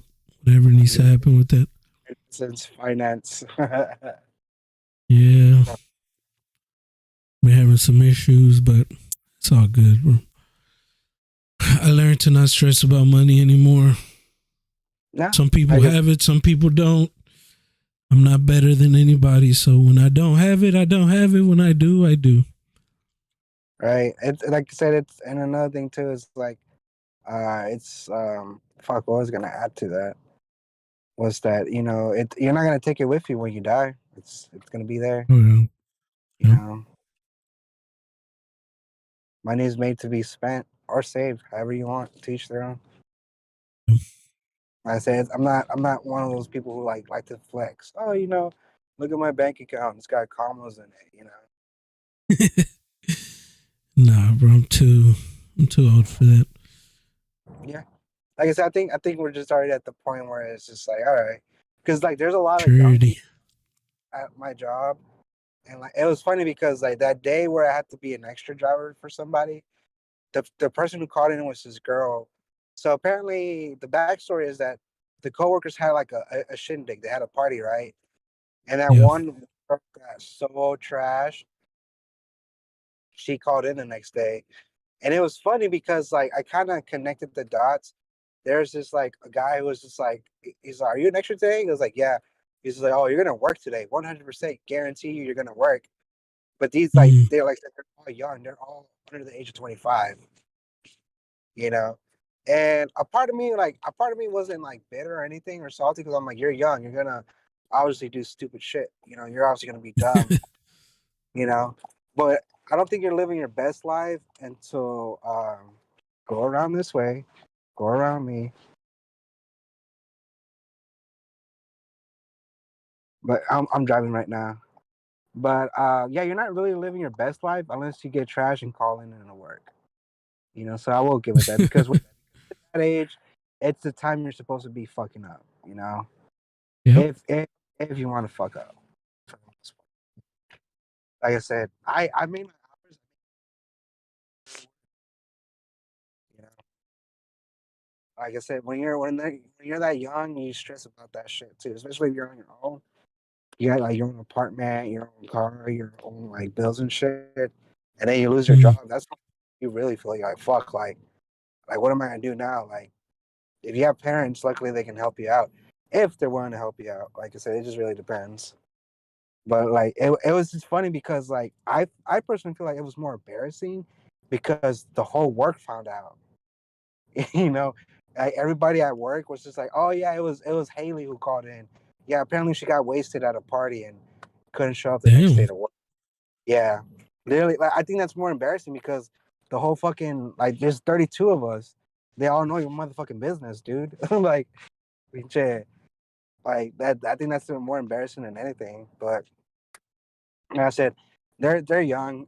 There's one kid who kind of sticks to me. He's like 21, and Yeah. he's always asking me like consejos. It's Yeah. just like, oh, what were you doing when you were my age? And I'm like, well, I'm gonna tell you, but I'm be 20. But like I said, it's just because like it's crazy because I'm like 10 years ago I was his age. Yeah. It takes I feel like it takes about 10 years to kind of just get to a certain point of like things in life. I Like mean, if I some would have, people it takes their whole life, bro. It yeah, just yeah. depends on the person. Like I said, 10 years ago, if I would have known what I know now, oh, dude, life would have been so much better. But like I said, we Oh all got to my go through. god, that was one of my questions too. But we got into the other thing. But one of my questions was if you could, what was it? If you Go. could start over or something like that. Oh, yeah, yeah, yeah. That was, if you could start over, would you? You know, Yeah. Eh, And I think I was gonna ask like what age would you start over? I don't know. I would probably say 21. Because, like, when I turned 21, that's when a lot of shit happened. Mm. I would appreciate I know it sounds weird because, I just talked about how with money, I don't want to stress about it. And I don't. But If I would go back, I wouldn't necessarily change anything, but I would appreciate the value of finance. I'm not gonna say money, just finance, like being able to have some type of financial freedom or some type of financial leverage. Yeah, like Versus my mentality back then, I was just spending money because I didn't care. I didn't value the money. I still don't really value money because I don't see money as like, the end all be all to my life. But at yeah, the same time, like I respect it because I understand that, I there's things that I can't do. I can't provide if I don't make money. So if I could go back, I wouldn't change anything like any of the circumstances. I would just change in my mind. I would try to change, to make myself understand that I probably should be saving money instead of spending money. yeah. That's exactly what I was gonna say. I would go back there and tell myself, save your money, save as much as you can, Yep. save $5, save $1, save a couple of quarters, just save money Buy stuff because cash, yeah, no loans, no payments. no Because damn, that shit sucked. Or it no app sucked back then. no apps to get your money sooner before payday. That's a big one for me because like I'll be taking out like 250 to 200 to $300 of like my Damn. check. It hasn't even came in yet, you know. And then what happens? Like I'll pay my bills and everything, and I think I'm good, and then boom, negative 394 on my bank account, and I'm just like, fuck, bro. Like I did it to myself. I did it to myself, you know. So that's really all it is. Because like I said, finances it's always going to be a thing for us, no matter what, Yeah. you know. Yeah. Especially in this society. Not until something happens, right? Maybe, some type of apocalypse, but I mean, who knows, if that's ever gonna happen. So not until that happens, I mean, in this society that we live, we have to um have money. We just Yeah. have to. Yeah. It's just how Like it I said, is. I was gonna say there was a homeless guy running right now barefooted with his dog, and I'm just like, fuck, bro. Like that's I guess I get it, keep Austin weird, but that's just super odd. It's weird. But yeah, man, I just got home. I had to go pick up the oldest one. It was funny too, because like he was listening to what we were just talking about, and it's Oh, for real? crazy. Yeah, porque Oh ahorita shit! Time of the porque week. yeah, I mean porque like last week or the week before, he what is it? He didn't work for like almost a week, and like he was just like, I'm having fun. He would wake up, he would stay up to like 2 making food at 3 o'clock in the morning and shit. And then Mm, finally his mom was just like, bro, like you can't act like this because if you were on your own, paying your own bills and you didn't work for a week, you would definitely feel it. And kind of just humbled him. It's just like, you're lucky that you're living with me. You're not paying me for rent right now. La la la la la. The talk. mm. And I'm sure he heard what we were talking about, but I mean, he doesn't care. Like I said, le vale verga ahorita. Well, how old is he? 21. Oh, okay. Yeah, but I mean, he's doing way better than I was. He's making 17 an hour just at a car wash. Ooh. Oh yeah. Yeah, I When I told was him, I'm like, bro, 21, I you. was making like, I want to say, actually, I started the plant job, so I was like 15. I wasn't too far off, but still 17. Shit, that's good.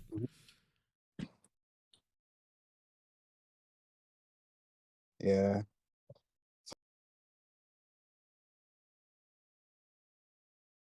What?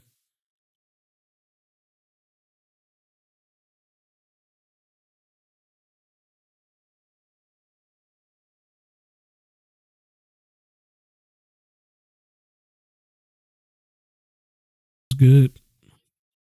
We'll talk to you back. Me, yeah. I work Monday, Friday. Actually, this week we're not working Friday because holidays. But Monday to Friday off, Saturday, Sunday. Regular schedule, regular 9 to 5 type of schedule. Yeah, they're telling me that this is the last week of peak season. After that's gonna slow down, so I'm gonna try to get my weekends back. That's all I want, just my weekends back. Work me 5 days, but give me Saturday, Sunday off. But I think the weekdays are cool sometimes though, because it's less people out in the road on weekdays versus weekends. And you get to do stuff in the morning. Maybe like a Friday and Saturday would be cool, right? Yeah. Or a Sunday, Monday. Oh, yeah. Or a Sunday, Monday, yeah. Yeah. Yeah. But, all right, bro. I'm going to go ahead and get some food. I'll talk to you. I'll definitely stay in touch. I do look at all the videos you be sending. So. Yeah, I send a lot. Yeah. All right, man. Catch you later, man. Take it easy. All right, man. Peace. Peace.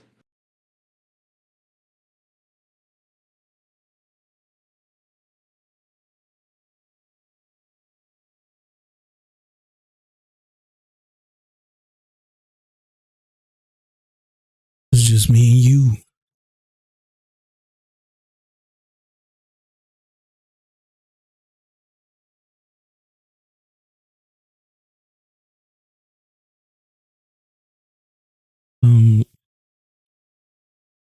I would like to react to some content. I don't know if we could try that. Should we try that? Should we try reacting to some content? I got a couple things that I was gonna watch. Let's see.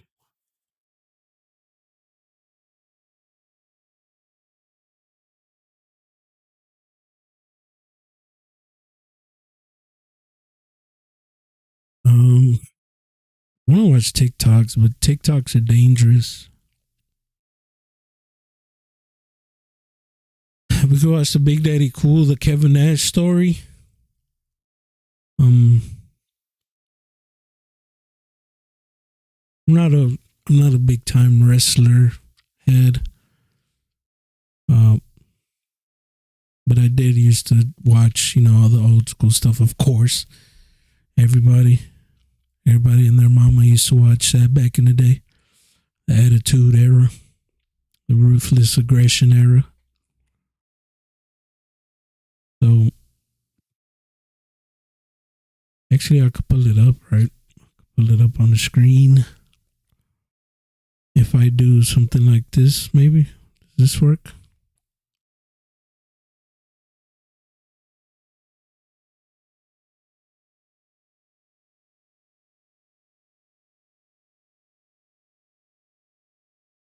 We got Big Daddy Cool.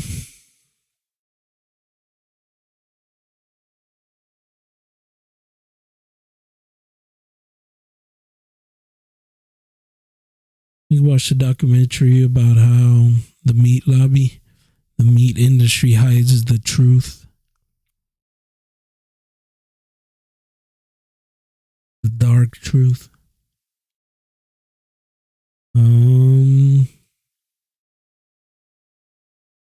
This one seemed interesting. The targeted individuals. I don't know what that's about, but I was going to watch it. Here's the story of Afro Man. According to our sources, he's going to try to run for president.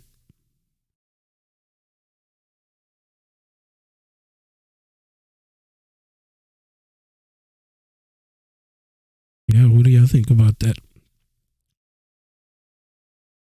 Guess we could watch a little bit of Vice.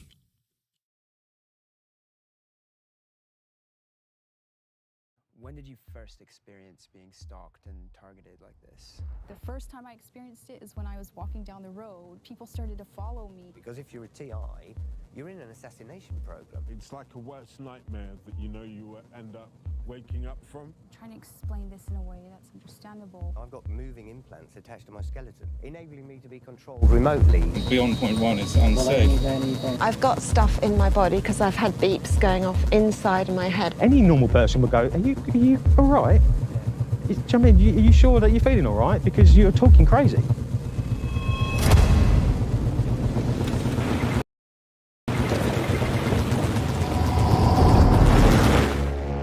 An estimated 10,000 people around the world are all reporting the exact same terrifying experience. Electronic harassment, synthetic telepathy, voice-to-skull technology. Chances are you haven't heard of these terms, but after searching the internet, I found dozens of websites dedicated to the phenomenon, residents who say they're victims. We are TIs, targeted individuals.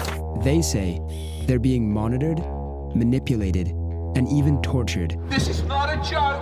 This is not science fiction. Because people know nothing about mind control. They don't know that your thoughts can be changed. Through the internet, they've validated each other's experiences, and a community has formed. We're not having a group hallucination. This is actually something that's happening. They call themselves targeted individuals. This is a death camp. This is a concentration camp. I will expose you one day. I don't care who you are or who you think you are or who you're connected to. People don't even realize. People will never realize until it's too late.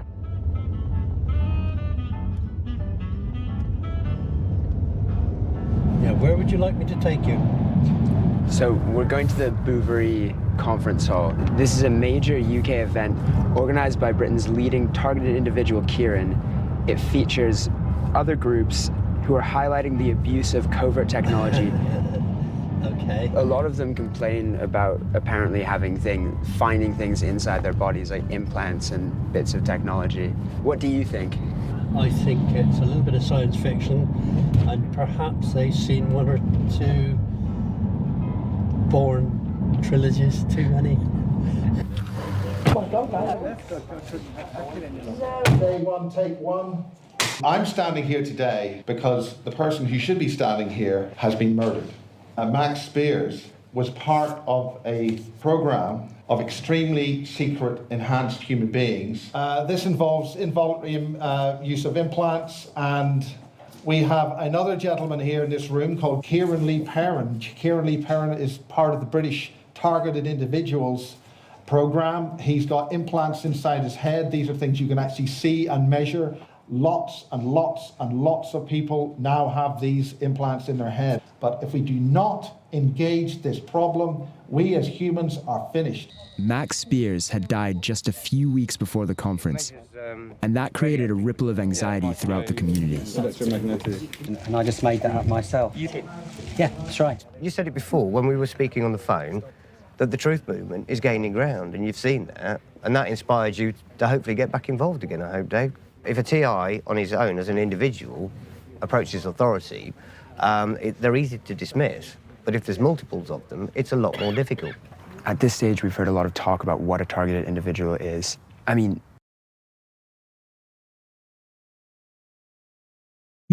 Okay. It's kind of, is off the Richter. I didn't expect that.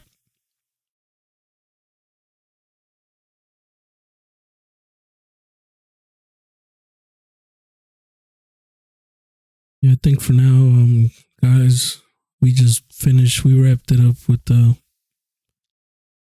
podcast, State of Obscurity Live. I think I'm gonna end it. I'm gonna finish it like this. I want to react to this. Plus, I'm getting a heads up from YouTube. I guess Vice is copyrighted, so I'm gonna stop it. And I'm gonna end the broadcast. Appreciate anybody that came out to listen to the podcast, to be here live. Wasn't that many of y'all, but it is what it is. The slow process. We'll get there eventually. Yeah. Hope everybody has a good day. If we don't, y'all don't hear from us the next coming weeks. Just remember holidays, so maybe we're busy with that. You know, everybody's doing their own thing. But yeah.